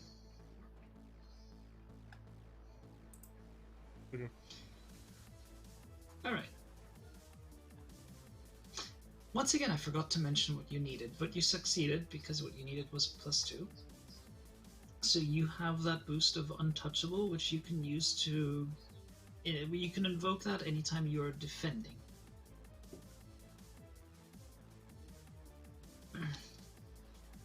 Who's next? What you doing? How are you setting the stage? How are you setting yourself up, or maybe setting someone else up? So Boomjockey is basically flying straight at the not yet. in front of us. Now I just broken off and started doing loops and pirouettes and barrel rolls and confusing the living crap out of them. Okay. I suggest we could try make one behind each other and hide behind the first one, and in the last minute we spread out.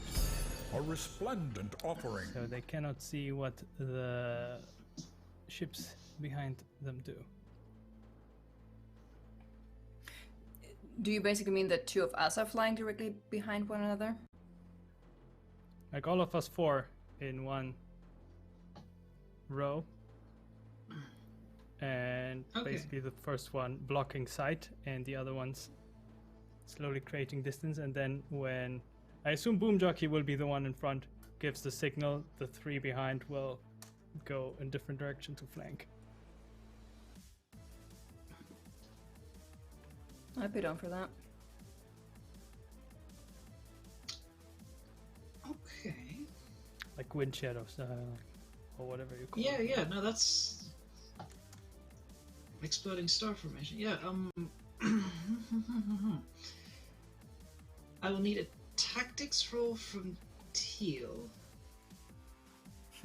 My specialty. Yep. Because this definitely counts as a combat tactic. Yep. You Can I help her somehow? Well, yeah, I was gonna say, and this is where I will give the rest of you... the option to. This is going to be a little bit unorthodox, and I'm not entirely sure if this is even something that's done in Fate, but it's my game, I rule here. Shut up, everyone else. You can all each make a roll to support what Teal is trying to do here, and each of your successes will add a +2. It's basically Teal just has this idea in her head, but is lacking the technical vocabulary and just trying to explain it to everyone. You know, Yeah, do but this we've been flying flying together. spaghetti and We got it. you know the like a caterpillar. You understand the butterfly. Let's see if I can translate. Straight split. Yeah, so I think I can. yeah. Sorry, are we all supposed to roll tactics? You can all roll tactics. I can also say I will allow you to roll. If one of you wants to. So, I'll say this much. With that roll, Predator, you instinctively understand essentially like the spear that Teal is trying to create. If one Gotcha. of you, Boomjockey or translate Starfox, it. wants to make Fixed a terms. God, if one of you wants to make a rapport check to Yes. literally just take that and translate it, so I leave the talky wordy thing to Starfox. I mean, Haley would have Okay. literally translated it into the official terms. Come on. yeah, Spaghetti it's good enough. formation. A 2 is good enough. There, that only works until the situation gets hot, which is a very apt description, really. But anyway, I rolled 3 zeros and I'm like, jeez.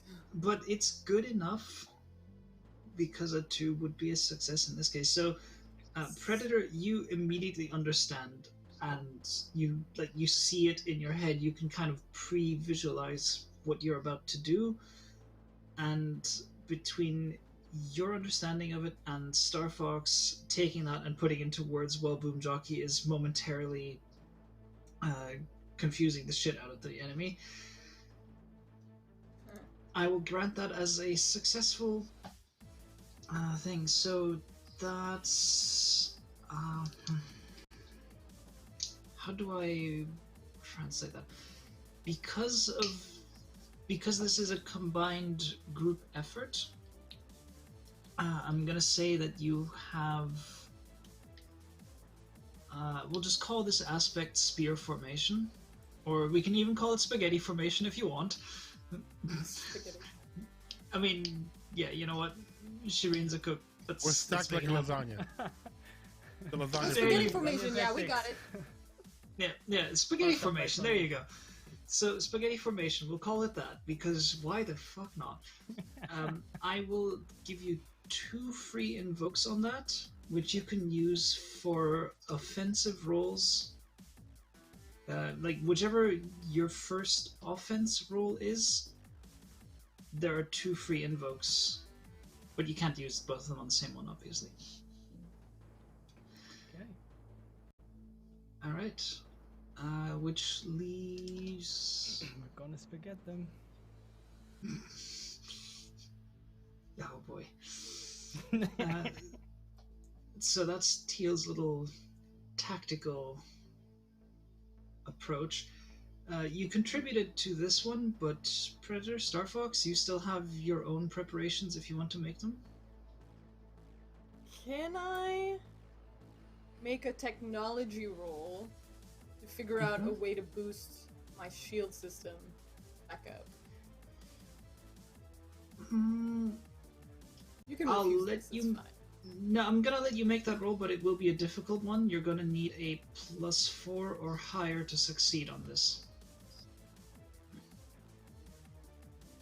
Frankly, that seems fair, but also I think Parker would try it anyway, so Yeah. I'm gonna do it and just hope the best. So close. You're very close. Do you have something you can invoke for that? You have fate points, and they are there to be spent. I mean, I have a lot of fate points right now. Yeah, you've had a few compels. Just a little bit. Yeah. A little bit. Yeah, I can just use the fate point to give a +2, right? Yeah. Is that right? Or do I have to roll? You can use that. You do have to. You have to call on some sort of aspect in order to use it. So. Oh, you mean like my Giddy Stunt Pilot? No, not that one. Hold on. Grease Monkey. I have a Grease Monkey. I was gonna say. Yeah, you have the Grease Monkey. So yeah, you know how to make the best with what's at hand, and what's at hand to you is shit. You can just kind of shunt power from one of the other systems, momentarily give a quick boost. I will say that this will. Let's see. For the moment, it will bring back 1 point of your shields. Excellent. And you can continue using. Let's see. For your upcoming combat actions, instead of create an advantage or tactical refocus or such, you can. Just you will now have an extra action where you can use the second step to make to essentially add another point of charge to your shields. Okay, so shield boost is only a step 2 action. For me, specifically. Great. But you will need to make a new technology roll each time you do this. Right, just to be clear, like it's not a free action. You're going to have to make sure that you try to keep boost on. shields. Yeah, because essentially you're trying to kind of like readjust, realign your power for the ship, and that is going to be a touch and go thing at any given point. Super cool, thank you. Which leaves just Predator. How do you prepare for? In what little time we've got left, Predator's going to, as much as possible, analyze the flight style of the squadron that's coming their way to, well, like a predator picking out their prey to see who's the weakest link in the chain. Mm-hmm. Just look for small insecurities, like dumb mistakes. Okay. Let's see. If you're trying to pick out who is the... God, that's a... Notice, it's gonna maybe? it's gonna be a notice in this case.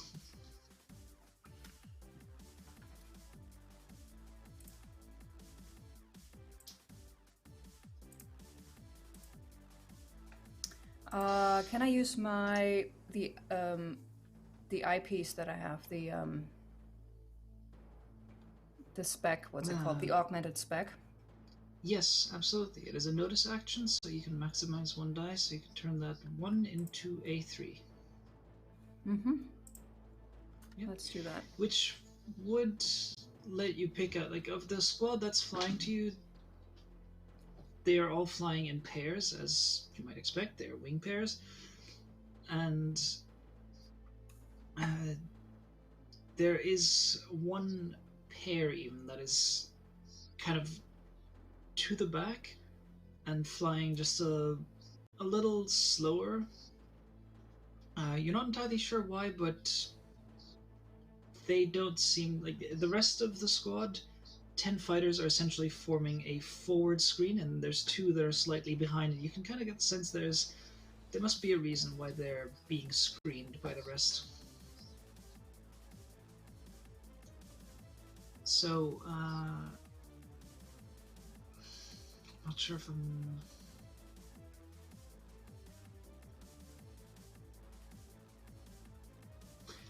I'll have that come into play once you get into combat. Okay. I'm kind of blanking on precisely how to implement that right now. That's alright. But I will bear it in mind.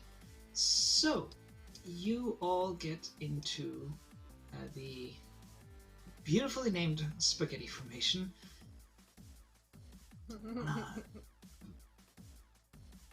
Is it the case then that Boomjockey's leading the way here? Yeah. Yep. Okay, so Boomjockey out front. And then going down the line, we have, what's the order here? Boomjockey, and then...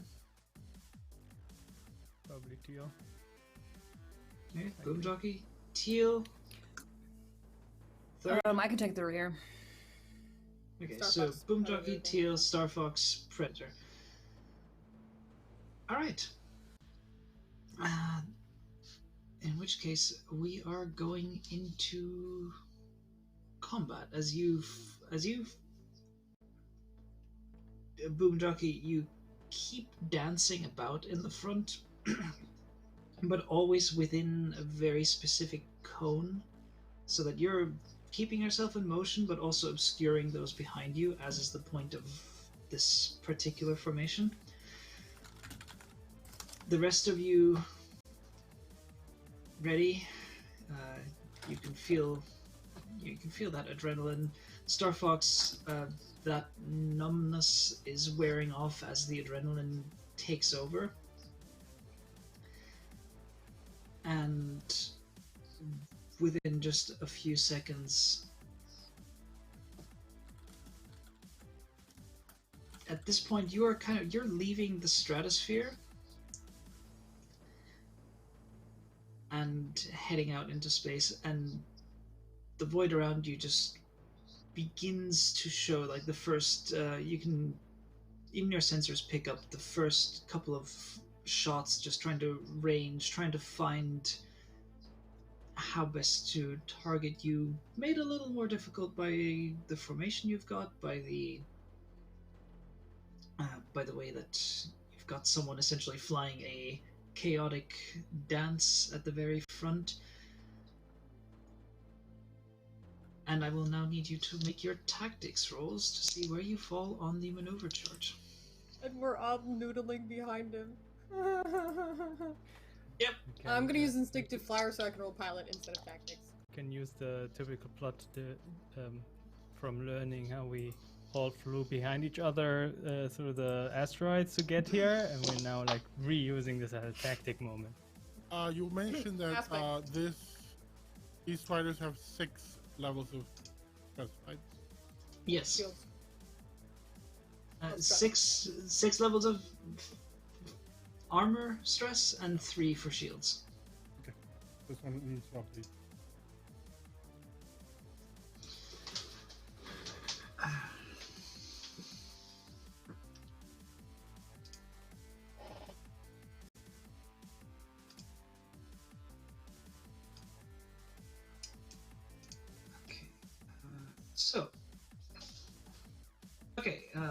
Place yourselves on the chart. That's an interesting array of rolls.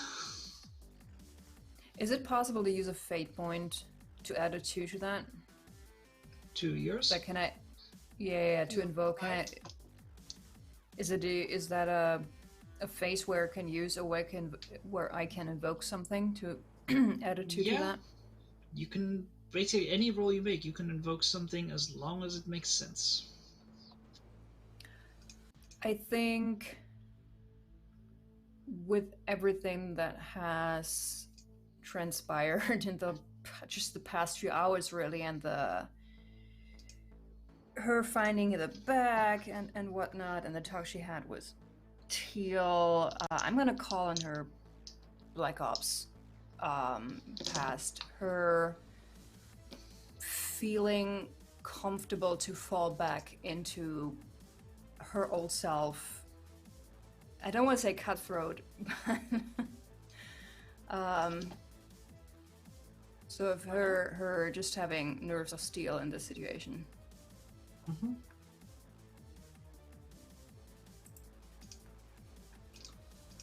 Okay. Yeah. Go ahead and do that. Spend your fate point.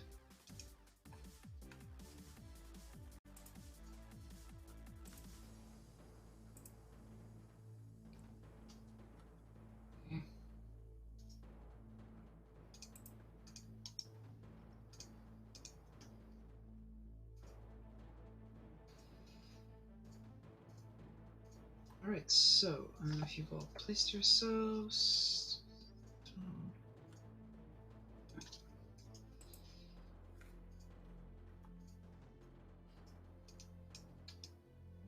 Alright, so, for this scene, I'm going to add one... I'm going to add one aspect to this scene. I'm just going to call it Hot Pursuit. You know you have a limited amount of time to tangle with what's coming at you before the ground forces catch up. So that is going to be on your minds as you go through this.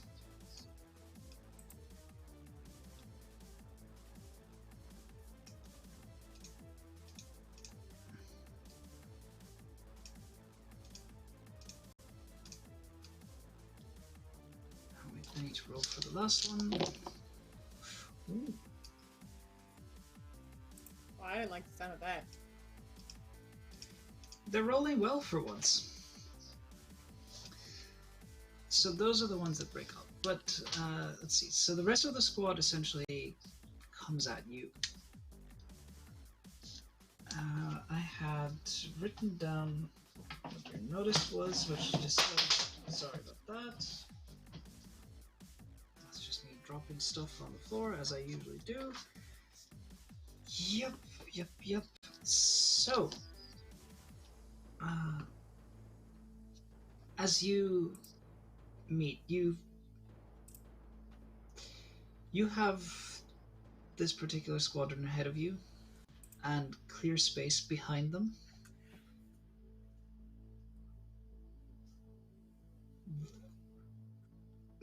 The screen section of their squadron, the 10 fighters that are out front, they open up and immediately begin firing as soon as you're in range. They have a tough time really getting a targeting lock because of the particular formation that you're using. Helping quite a bit. Fear the spaghetti. Fear the spaghetti. Spaghetti formation. Oh boy. It's a line that's gonna stick with me. Spaghetti formation! Because of the way this is happening, because of the fact that this squadron specifically zoomed in, I'm going to give them, essentially as a swarm, one attack roll against Boomjockey. Just sort of their combined mass fire gunnery. That will be the first, and then we go into the actual initiative order, so to speak. So please defend with your piloting, and you can invoke the boost that you made. So I think I will. Oh, you're going to want to. I'm going to re-roll instead of just adding +2. Yep. There you go. Okay. The same thing. It's a very good thing you did that, because for the first time, I rolled all pluses.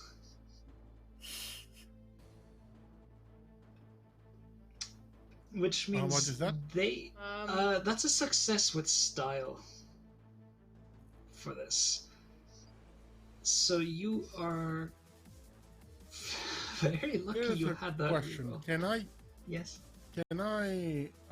call on multiple aspects for one roll? You can indeed, depending on if you've that... got free invokes.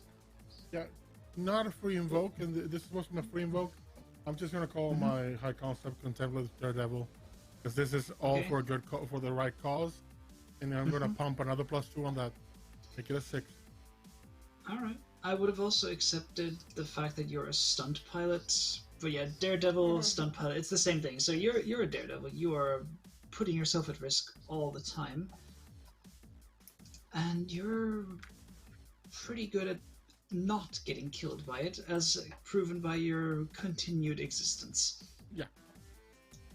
So that puts you at a 6, which means they no longer succeed with style, but that is still 2 shifts of stress. So Just your 2 shields flying is very good.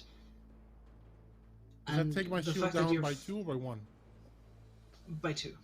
So you have 1 point of your shields left. So you're flying your heart out for yourself, for your squad mates who are behind you, for the cause that you are currently following. and you see the sparks as the impacts eat away at your shields. You get the warning that your shields are nearly depleted. But even so, you've managed to weather the worst of their firepower, or at least the initial blast, without being knocked out. Let's gotta intimidate them somehow. Oh, we will see. In terms of the initiative order, this goes again via your notice scores. So, Predator, you're first up.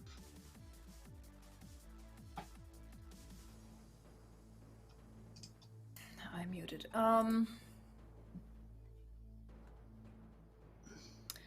Yeah, we've never had a chance to use that. I wanna thin out the swarm, just break them up,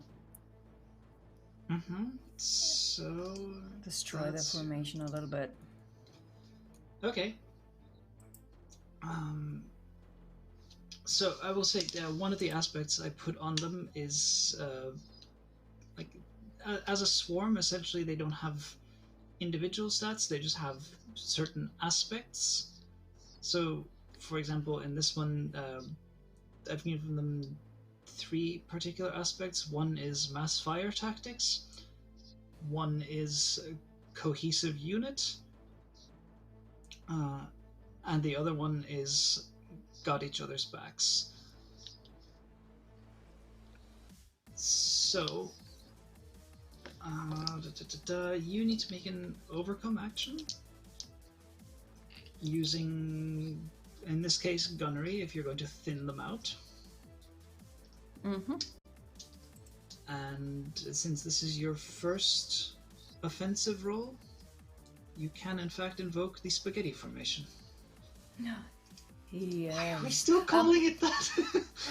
The spaghetti formation forever. It is. I the just spaghetti formation. just every time you say it, I just have it in my head that Shirin is explaining. It's like 2 sheets of lasagna. Why won't you understand that? Really, I was so picturing, easy. Okay, see, you see this piece of spaghetti? That's the first chip, and then the second chip, and the third chip. And look, I wiggle it like this, and then they all kind of do the same thing. You see? And then Spaghetti you just formation. put the sauce on, and you're done. I love the notion that you have cooked spaghetti around just to explain this. The post-credit scene just- will be a YouTube video of Shirin explaining this tactic, like really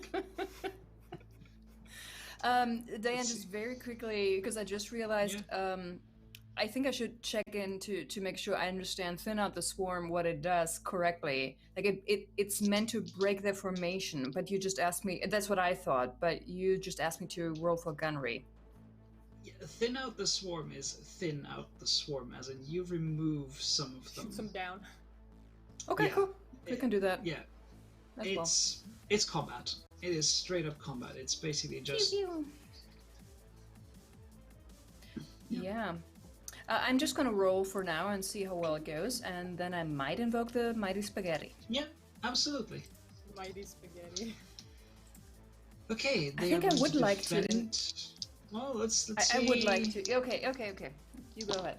Roll first. We are indeed the flying spaghetti. Okay. We are. You're monsters. Flying spaghetti monsters, you got it. Yeah! Fucking Who confirmed. asked for that one? I don't know. I mean, I just followed Said the it setup. yourself. It came out of your mouth. Yeah, Canon. I mean that was deliberate. So, let's see. So, Predator, you're 4 with gunnery. Will beat the +3 of piloting that they rolled. So you can eliminate one of their aspects, and you do this by essentially eliminating a ship from their formation. So, what did I say? I said mass fire tactics, cohesive units, and got each other's backs. back. Which one do you want to eliminate? The last one. Okay, Yeah! so Only we have each other's backs. Predator is the first to break formation. Just pops out, side slip, and that first shot of yours, that first shot of yours, it essentially takes out one of the planes right in the heart of that formation, forcing the rest of the center to readjust, realign, and you can tell they're having trouble figuring out, okay, who's going to take which spot at this point, and they're no longer able to easily cover each other. And then for my step 2, Yes. just going to take a snapshot. Okay. Make in this case another gunnery roll. All the guns.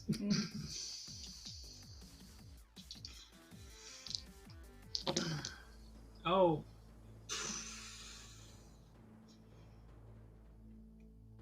Well, we both rolled a 1, which means you succeed at a mild cost.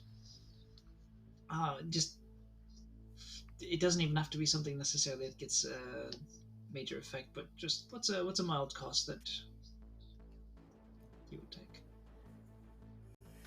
So something for the ship. Okay. So just how mild is it? Like 1 point of the shield, or?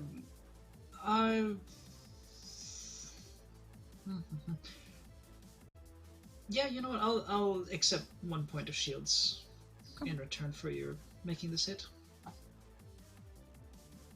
Because Haley being Haley, she's trying to apply some pressure by getting really, really close again, and once more probably gets a little bit too close. Yeah. I mean, you chide others for taking risks, but you're taking a few yourself here. I totally blame Shirin. He's finally For that reason. That's not fair at all. But you're Took doing long it. So, enough. you... One point of your shields goes down, and at the same time you can also tell the shields for one of the opponent fighters that you're shooting at, they're also sparking and deteriorating. They also don't quite go away, but you're definitely, like, your opening salvo has thinned out the swarm a little bit and weakened one of the other ships that's directly gunning for you. I also completely forgot that I wrote this down in the wrong order, so technically, actually, Teal is supposed to go first. So, Teal, would you like to take your action now? Sure. I apologize for that. No problem. Like, I'll buy you a burger sometime. Spaghetti. Pasta burger. Yeah, no. I'll cook you some spaghetti. Yes, there you go. A spaghetti burger. Oh boy. I will do a snap. Wait, a snapshot only works on when they are below me, or also on the same level? Snapshot works if they are on the same one, I believe. Let me just double check. Snapshot at your level or below. Okay. So basically what I want to do is do a snapshot at the fighter 1 in step 1, and basically also push them 1 down with step 2. Okay. So make your snapshot and they will defend against that. So that's gunnery, right? Yep. That's gonna have to be a good roll. It's Their roll was great. better. It's great. Their roll was superb. So Ah, well. yeah, I you take a snapshot, but you could do have that invoke free invoke. Yeah. the spaghetti invoke. It's going to haunt me for years. You You're could welcome. invoke it. I will say they rolled that. Will that be yeah, enough to spaghetti them? Well, it will be enough to damage the fighter. It will push you, because they rolled a 5 to defend. If you take the invoke, you can either reroll. I don't actually. You can either get a reroll, or you can just add a +2, in which case you would deal 1 shift of stress. Sorry, I have to get it out there. I just have this image in my head of Teal writing a Valentine's card and just says something. I just can't spaghetti you. I don't even know if that makes sense because I'm bad at puns, but. And it It's will be good. 1 It's year later because it took Teal that long to come up with that pun. Yeah, if that then works, I would invoke that. Yeah. To add 2.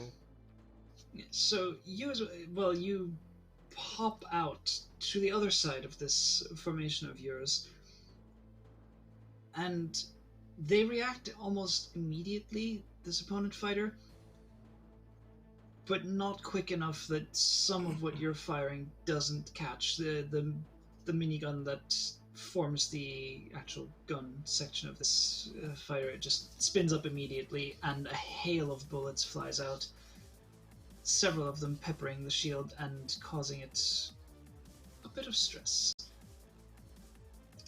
Nice. And then I'd like to push them down.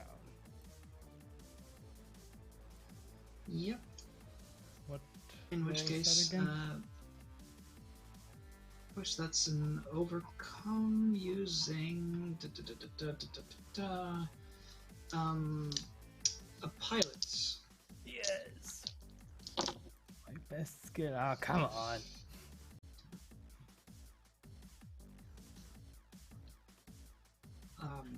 One moment. I'm pretty sure. Yeah. You succeed. What?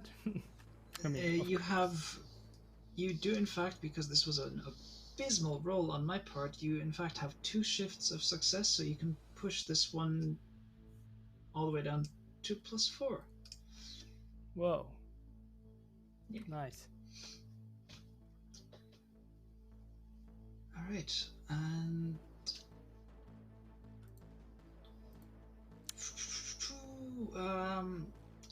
Boomjockey, you're up next, but you are tied with their notice, so I would like to just do a quick roll-off. Give me an actual notice roll, and I'll make one, and whoever's Notice or roll is tactics? higher. Notice. Notice decides your initiative order.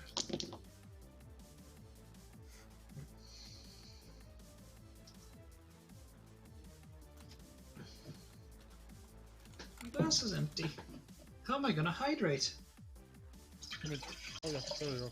Oh shit! Yeah, you go first by a mile. Yeah. To be fair, the first roll was a 1. It just didn't come up, so I clicked Oh, again. okay. So it is a 1. That still puts you at first because technically you are the attacker in this situation, and you win a tie. Okay, Nice. I think what I'm going to do is perhaps the sensible option of sensible or go crazy.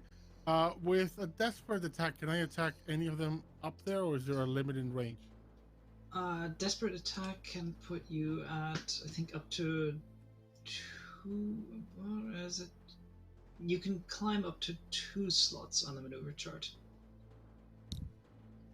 So And that is does that mean I not can- going. Yeah, it won't work. Okay. It So will what not I'm going to work. do is my first action is a repair. Okay. Which is a roll technology against +2, and if it works, I can regen up to 2 shield. Exactly. So that's what I'm going to do with my first action. Exactly what I needed. Yep. Shields are maxed out again. And my second action is going to be a tactical readjust. Okay, so roll tactics. Not going to go very well. Ooh, awesome. Yeah, it's pretty good. Right. So you make sure your shields are shored up, and then try and put yourself in a better position to actually do something in this. Let's see. Of the opponent fighters, fighter number 1, who has been dinged a little bit. I'm gonna move you aside for a moment. That one, noticing what you're trying to do, is going to get on your tail. And as a result of that, is going to make an attack. So it's going to be a gunnery roll with a +2 bonus. So please make a defending roll.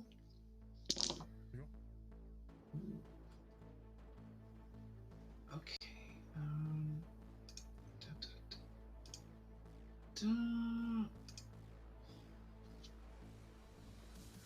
Okay, so that is 2 shifts of success on their part, which means good thing you repaired your shields, because that is gone again, so you're down to 1 point of your shields. And you now have an enemy fighter on your tail. Fighter number 2, seeing the opportunity, is going to take a...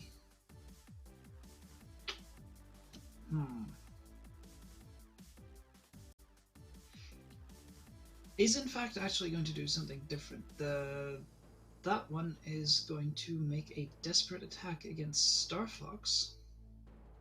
Oh, alright. Because your ship is visibly damaged.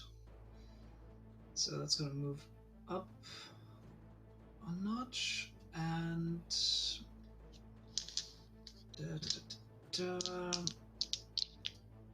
yeah, so please defend against the attack with your piloting.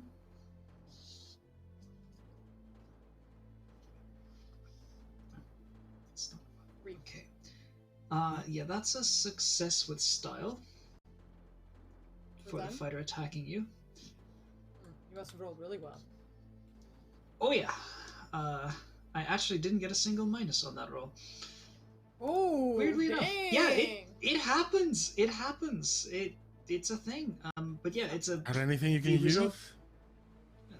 Yeah, I mean... Do you have anything you could invoke? I mean, I already got the free invoke on Thrill of the Hunted, but I could use it again for another fate point? Is that how that works? No, Thrill of the Hunt, once you've used it, it's gone. It's gone. Okay, yeah, because that was like 1 free invoke, and that's it. But if you've got something else on your sheet... I used up the free invoke. Is there a paid invoke? Yeah, well... at the moment... No, I can just create advantages, but I can't avoid. Yeah, at the moment there isn't anything that would really let you do this, so you, unfortunately, are going to take some damage. Yeah, okay. Which is to say, your shields are gone. You take 3 shifts of stress to your fighter, so your shields will go. Okay, and I've taken 2 stress on top of that. Yeah. 2 barrels. There you go. So as... I mean, this isn't my turn, I'm just defending, right? Yeah, yeah, you're just defending. So as per the way this game works, you can, of course, avoid direct damage to your ship, or you can avoid stress damage to your ship by essentially taking a consequence. So, for example, if you want to... how does this thing work again? Sorry, this was a particular...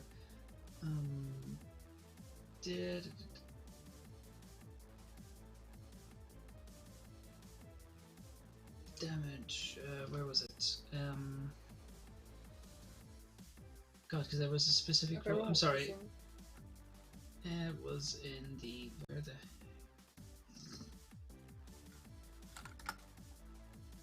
Ships. There we go. Yeah, so when you take damage, it is...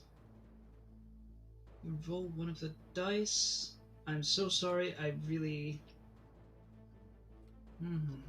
I thought I had this, but suddenly I can't find it anymore.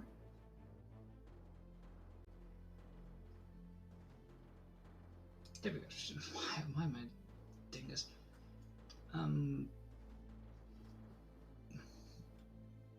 Yeah, each instance of damage mitigates up to 2 shifts.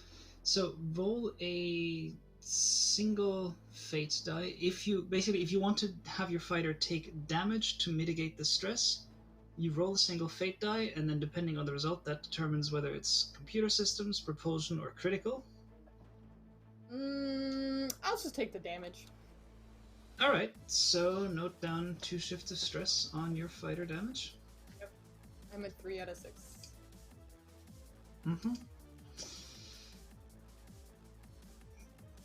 There's a couple more holes appearing in your hull. You can still fly, but you've become a target. Fighter number 3, in fact, is going to be the other one that takes a snapshot at Boomjockey. So I need you to also defend. They love me. Oh, you've got one on your tail, and the other one thought, oh, that's a target. That is only 1 shift of success on their side. So in this case, I believe it's simply that your shields just kind of fizzle out. Yep.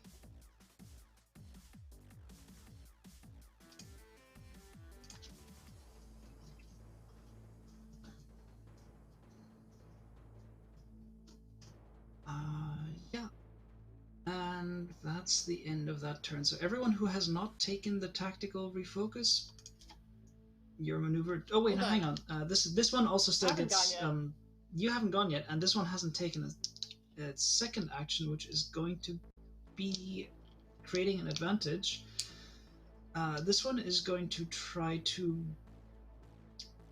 it's going to try to box you in, Boomjockey.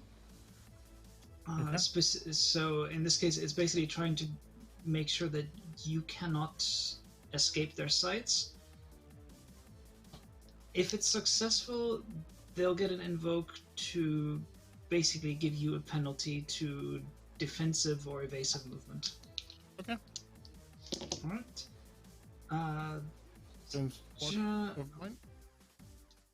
So you'll need to make a piloting roll against that. Again? Okay. Magic number 3. Yeah, and that'll actually work in your favor. So you beat it by 1, which means, yeah, you're fine. It's trying to box you in, it's trying to kind of keep you corralled, but you're not having any of it. I have a surprise for that guy. Starfox.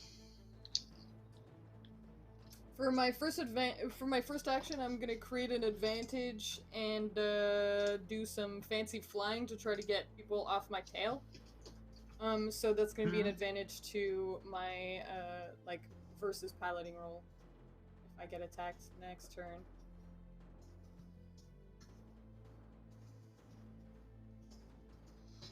Okay. So you wanna basically just do some fancy flying to... Yeah. Create an aspect I can call on later. Yeah. And then for my... Sorry, go on. I will need you to roll for that. So this is defensive flying on your case? Yeah. Yeah. That defensive flying is going to be at a... let's see, you're going to have to beat a +3. Pilot, right? Yeah.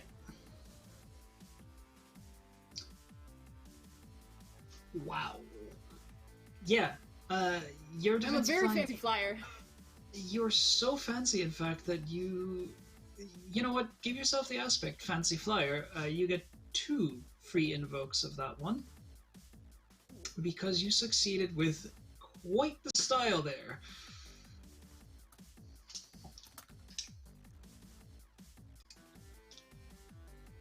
I'm gonna... Okay, piloting +2, 2 free aspects? Is it 2 free invokes? Yep. Cool. Thank you. And, for my second step, I'm gonna try to repair my, shield again. Okay. Because I've just noticed, or because I just remember that repair also repairs your shields, what I'm going to do is, with your earlier technology roll, that's kind of become redundant right now, what I've rolled for that. So what I'm going to do instead is that if you succeed on this, you can fully restore your shield, so you'll get 3 points back instead of 2. Oh, nice. Okay. Let's see if Just I do this the once. technology, right? Yeah.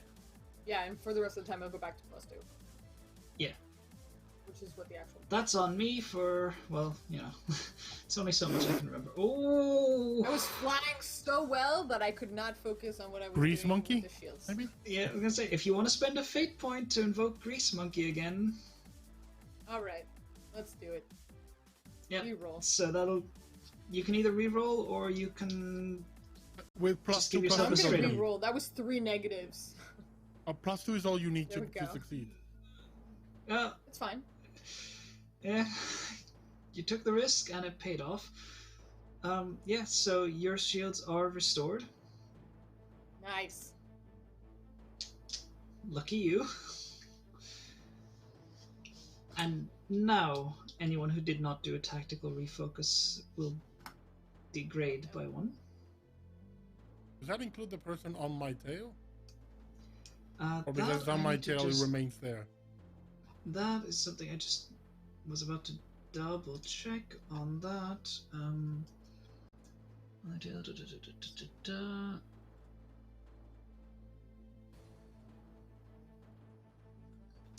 If the target does something to change their position, you may move your ship to stay 1 slot above theirs. So this one will stay. Okay.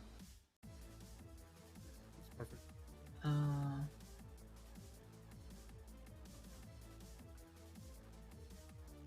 Yeah. So this one is on your tail, the other one will move down this way, that one will move down. Let's not stack them too far. No wait, I already degraded this one, what the heck?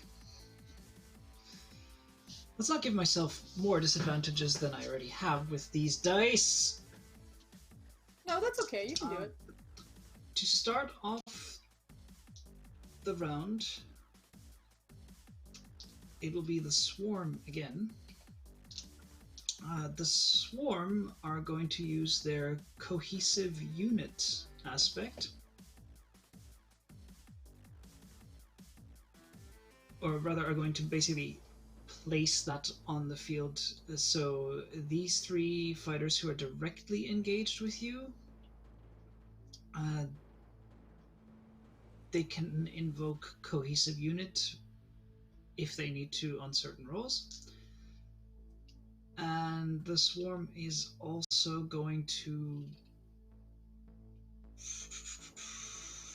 let's pick one of you at random. I'm gonna go clockwise, so Kevin, you're 1, Zane, you're 4, etc. You know, you work out the rest. That's a 1. Boomjockey! Your screen also lights up now with alert, alert, target lock, target lock. And you have... you can just see the trail as a missile is launched your way. Okay, so pilot. What I will... let's put... I was trying to think of a way to make this a little more interesting.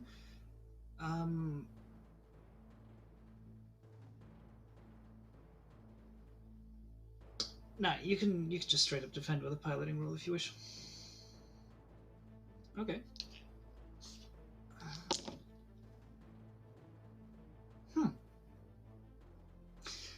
It's a tie. So basically, the same thing that happened to Predator earlier happens to you. It goes off near you, but because of your juking and jinking about, it goes off and you're basically flying past it already, so that you get a little bit of shrapnel dinging you, but it just fizzles off and bounces against your shield. No, wait, you don't have a shield. It bounces off your armor. It scratches Doesn't and do it creates a nice looking pattern. Yeah.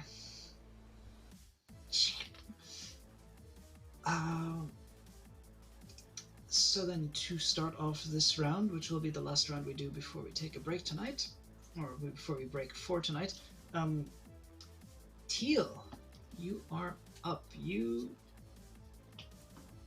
Well, you're untouched for the moment. Mm-hmm.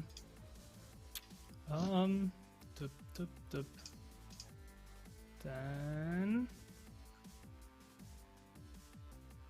I will take a snapshot at Fighter 1 that I already hit before. Yep. I gotta say, this is more the sort of combat I had expected from the first couple as well, where it's not just you destroying them in the first round. Oh boy. All you had to do was throw a swarm at us. But yeah, so are you taking... Teal, are you taking a snapshot, or are you doing a different action? Snapshot, yeah. Okay, so they will defend with piloting.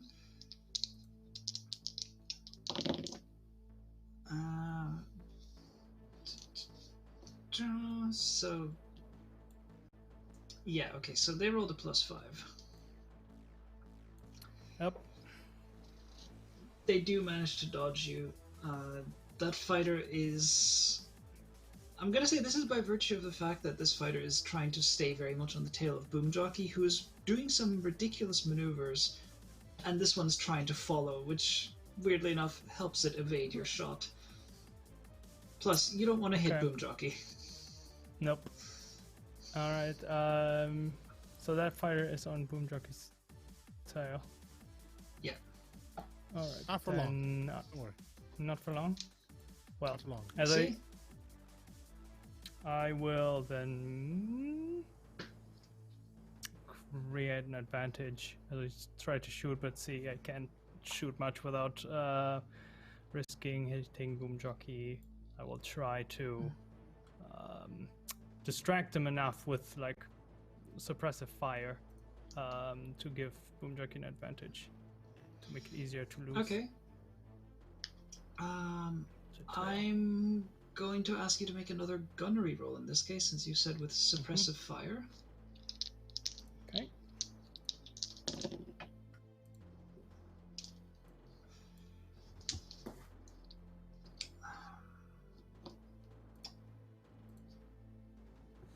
They once again rolled a +5. Do you have something you can invoke to give yourself a +2?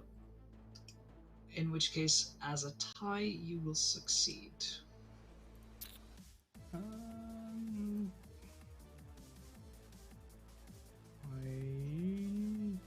don't think so. Also, only have one fate point left, so I'm not. Well, We are near the end of the session, so you are. Oh, You're gonna yeah. get a refresh at the start of next session, and That's true, this is that's essentially true. your last action. I'll say this: there is one Well, I invoke could- left on the spaghetti formation, Okay.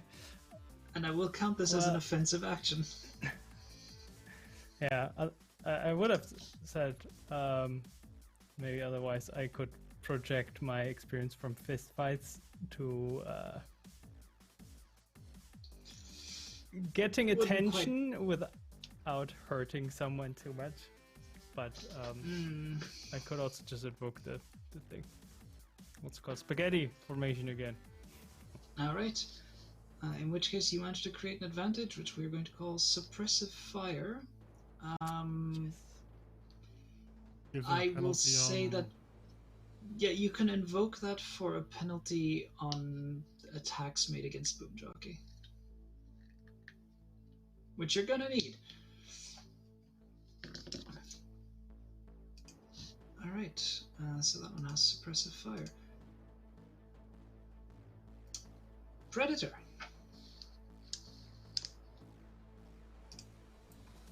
Is there a way to bringing the analysis that Predator did earlier, where she realized that there were two fighters, so staying in the back, and that was an odd kind of. Now that we've spooked them a little bit, do I get a better feeling what's actually going on there? I'm gonna give you a direct answer. Boomjockey, you probably wouldn't have necessarily noticed this because you're busy being chased. You've got someone on your tail. Predator, from being a little bit removed from that situation, you would notice that those two in the back, one of them is the one that fired the missile, and now that you're closer and your sensor readouts are a little clearer, you can make out that both of them are actually armed with missile pods. So what is a missile pod? I don't. Essentially, they have multiple homing missiles at their disposal, and their role is essentially to stay in the back, not get shot, and start firing at long range with just fire and forget. No, we don't want that. We don't want that to happen, do we? Take him out.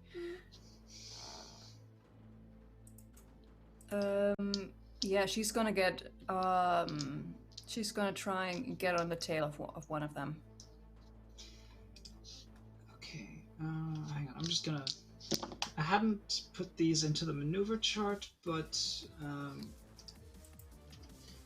you know what? I'm just gonna. I did just roll tactics for that, so this one is actually gonna be down here.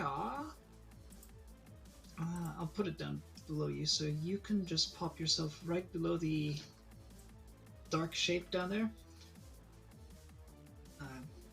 Or right above it, in fact, sorry. And you have to go directly above it on the maneuver chart as well. So you do have to drop down. Hey, oh. Okay. Yeah. Yeah, like that. Exactly. Hello. And yeah, then please make an attack roll with a +2 bonus.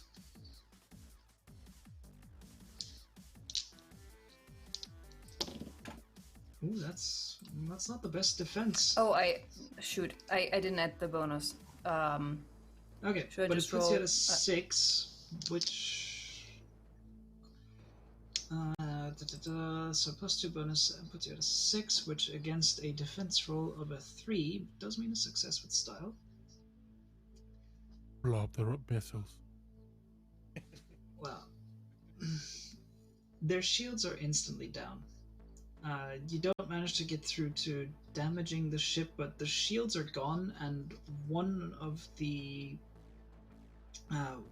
long-range attackers is now busy not taking long-range shots at you.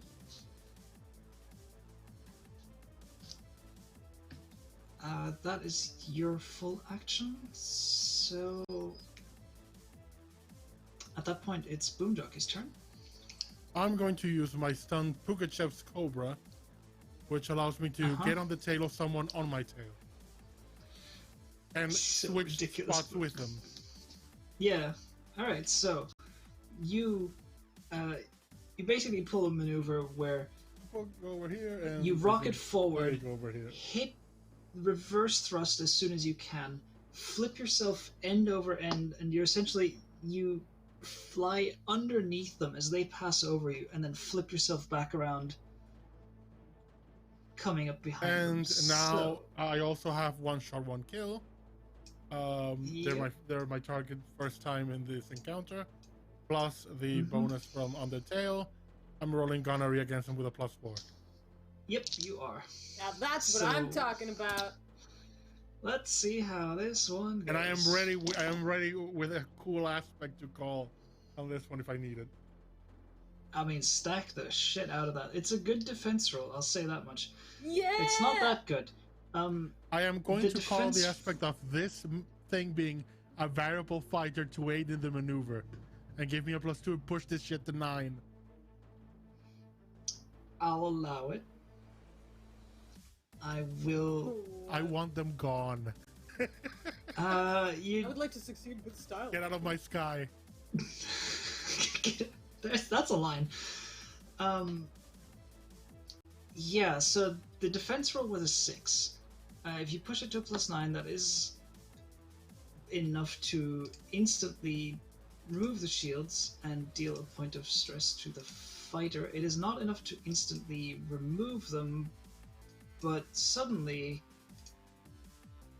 they've gone from, yeah, I'm going for you, to, oh my god, no!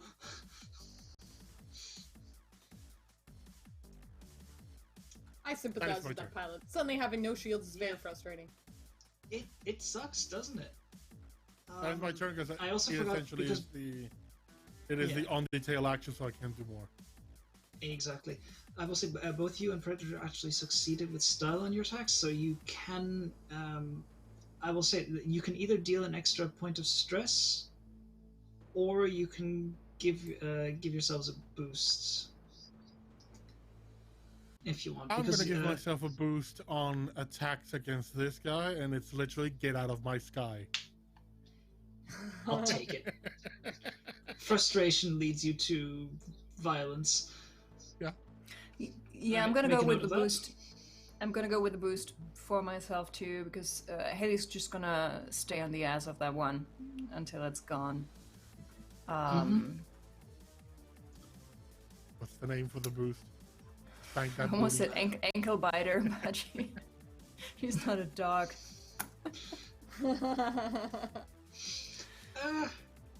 Get my claws in you. There you go. That's a good aspect name. Got my claws in you. So both of you can invoke those. Please write those down, by the way, because this is going to carry over into next session. All right. After Boomjockey, it is their turn. So they're going to get one more round of actions. Let's see. Fighter 2 is going to take a snapshot. Oh gosh, who are they going to snapshot?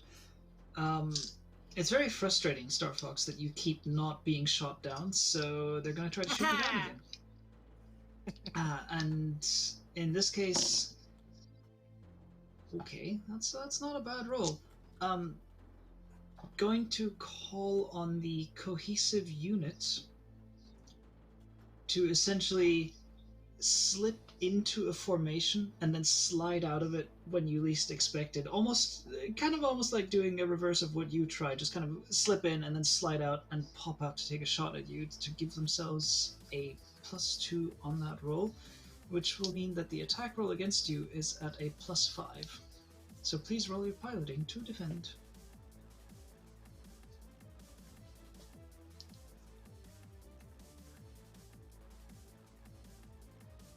What? Quit looking at me. You're also not rolling your piloting.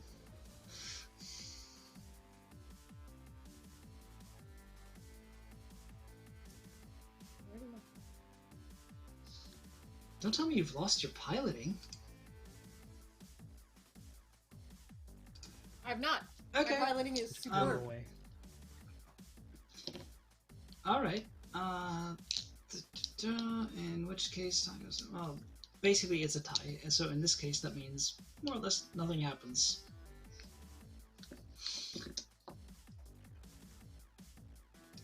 Then this one is going to attempt to push you. So this will be opposed piloting checks. You're gonna have to beat another, in this case a plus, yeah, it's also another +5, so... I have a request for next session, though. Can you start rolling like crab again? This is not a good roll, they're just good pilots. You underestimated them somewhat, I'll say that much. No, I don't think so. Besides, you're still outdoing me, all of you. I hate you. Anyway, yeah, please make another piloting roll to defend against the push. Oh, yeah, no. That's... 3 negatives as usual. Yeah, so you are getting pushed all the way down there. But I will call on my And- fancy flyer aspect to add 2 on that. Okay. You can also re-roll. I mean, you can't get much worse than 3 negatives. It's That's true. possible, but unlikely. Yeah, I'll re-roll. I'm gonna get a refresh on 3 points anyway. Yeah. Oh, you don't... It's a free invoke on that aspect, because you created the Oh, right. advantage, so... 5. Oh, yeah. Much better, There you thank go. you. So God. you are matched. Three You are not negatives. being pushed. You That's maintain just your one position. positive. Excellent. Let's see, fighter 1. Okay, this is just gonna keep going end over end at this point. Can we can't they shake a tail? Yeah, Boomjockey, I need a tactics roll from you to stay on the tail of the one that you are trying to shoot down. Okay, I am going to. Well, I'm probably going to invoke the get out of my sky. I know, let me just double check the numbers that I've got. Because that's... Yeah, so they rolled a +6. Then I'll use get out of my sky to also roll 6. Okay,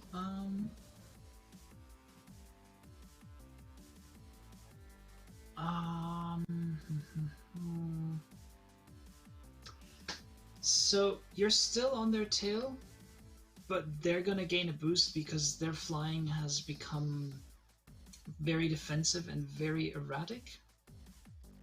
Okay. So, I'm gonna call the boost Flight to Survive. And that's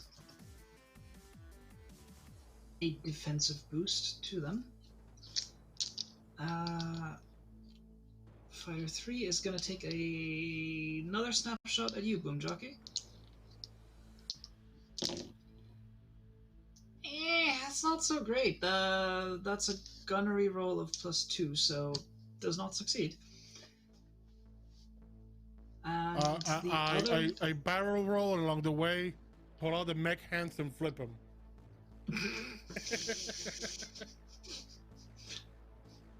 I'll have to think about whether or not you know the mech enough to do that at this point, but No, I'm not just saying it would be fun. it would be hilarious. And for that alone, I'm gonna just allow it.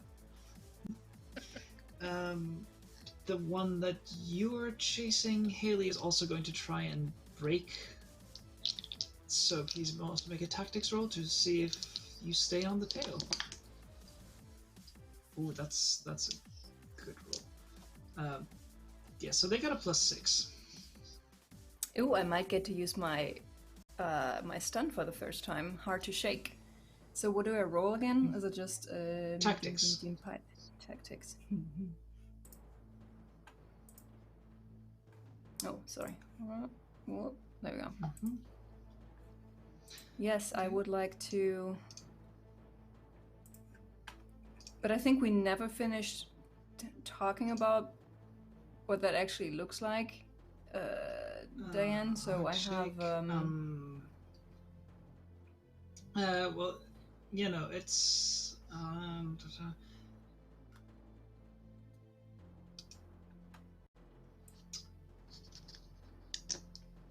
If you. Okay, yeah, you know what, given what you've written there, you're right, we never did quite finish figuring this out. I'll put it this way. You can invoke this. You can invoke that stunt as it stands to give a -2, which would put you at a tie. Or I can allow you to spend a fate point to fully cancel out and just say, I'm hard to shake, I'm staying. Yep, I'll do that. I have one fate point left. Okay. All right. All right. At this point, so we're going to start next session in combat. Just so you know. But we're going to end this session. So I placed an aspect of this scene on that there's hot pursuit. The fastest of those fighters, the lead two, which your sensors tag as being the same prototypes that you're flying, are on the way. And one of them, broadcasting in the open, you hear a sort of, at first, a garbled mess of what sounds like a garbled mess, but it's just like the angriest noises you have ever heard. Just someone on the radio going, "I'm gonna fuck God," which eventually quiets down just a little bit and then goes, "To the escaping goddamn bastard pilots, I'm coming after you. I'm going to find you. There is no goddamn place in the universe that you can hide from me. Not after you killed my goddamn husband with this very plane."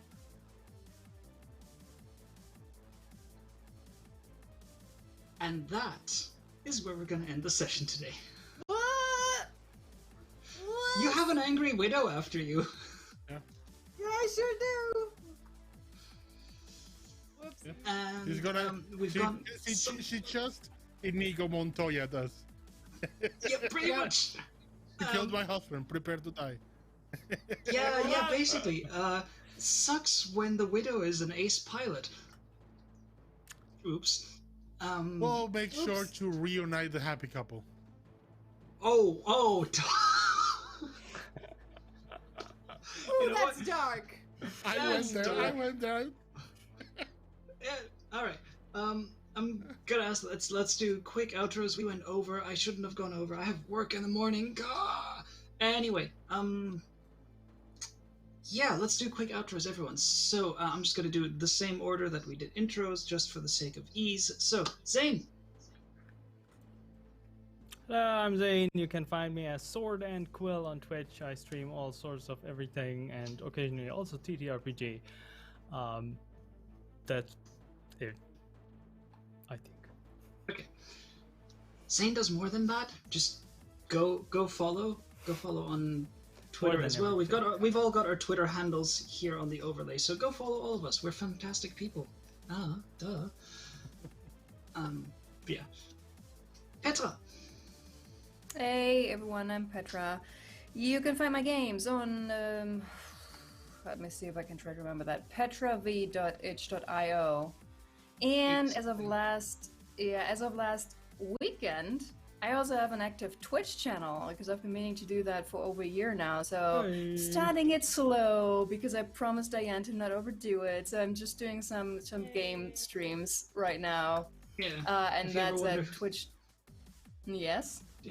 Twitch.tv, so what is your... Twitch.tv /PetraV. In one, there's nothing in between. Okay, there. Great. Are you gonna run some Stillenacht? Nope, that's me. I actually have one just saying in the someone was pipes. supposed You to can invite all us run and it. never did. Listen, we'll get to it. Maybe I'll take this group. We'll see. But like Well, we gotta do the Cats and Gundams one first. God, we have too many things in the pipeline. Void. Oh, I'm next. Oh, okay. Hey everyone, Yeah. I'm Void. You can find me at VoidCat Gaming. It's written under me. Today, in 3.5 hours, I'm gonna be running the 4th episode of Star Trek Adventures Echo of Steel by Bendifius, who supports this channel. So, pew pew. Yeah. That's great. And also on Monday, Tuesdays, and Fridays, I do barrel roll. I play video games. We just started Outer Worlds, which is like an anti-capitalist.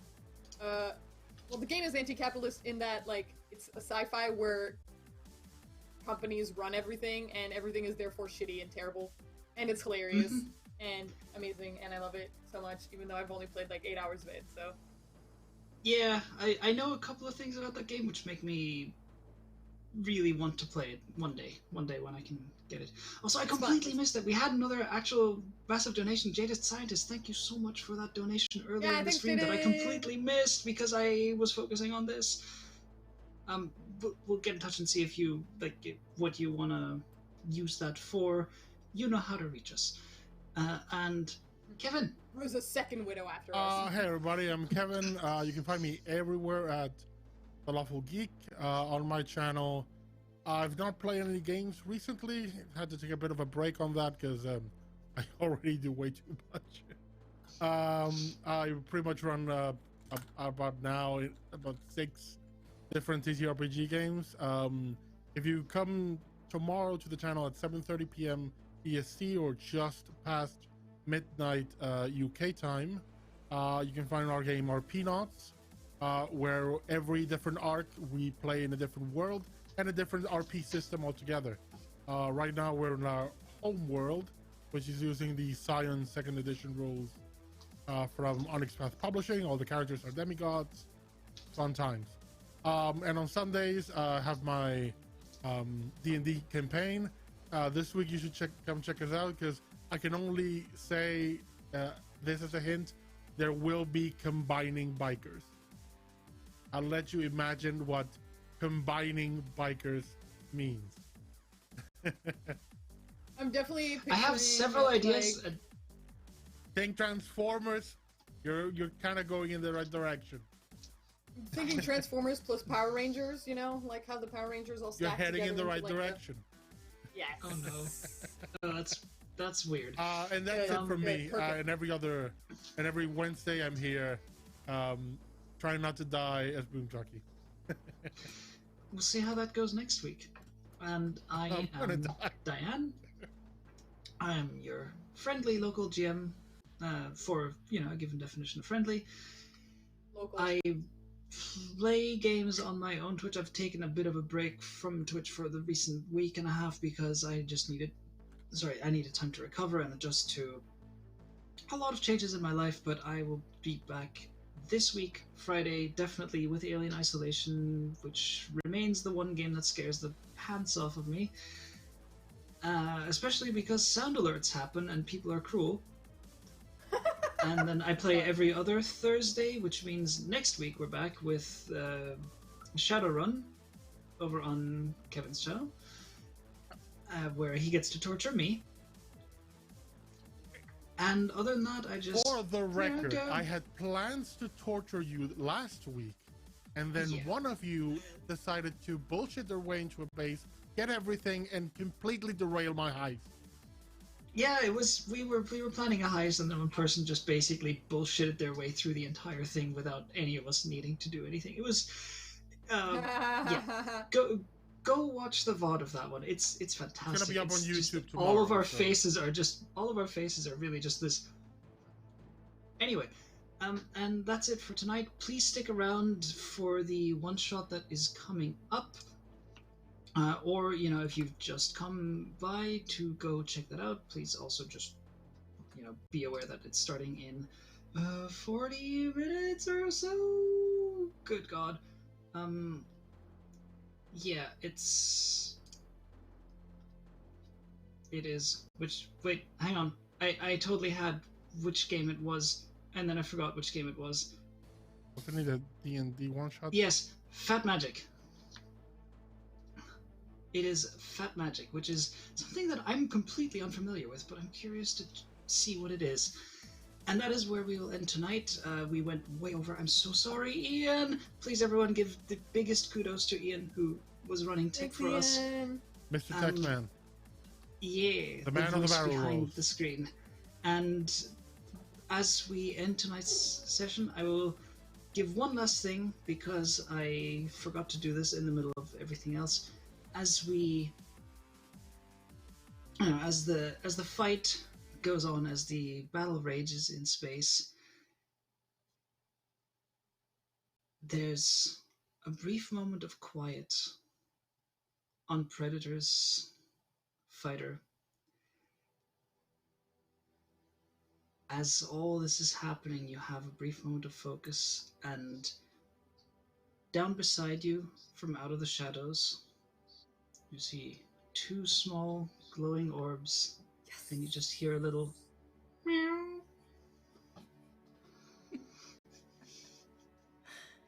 And that's where we'll end it. So take care, everyone. Stick around for Fat Magic RPG, and we'll see you next week for the very explosive finale. Ciao!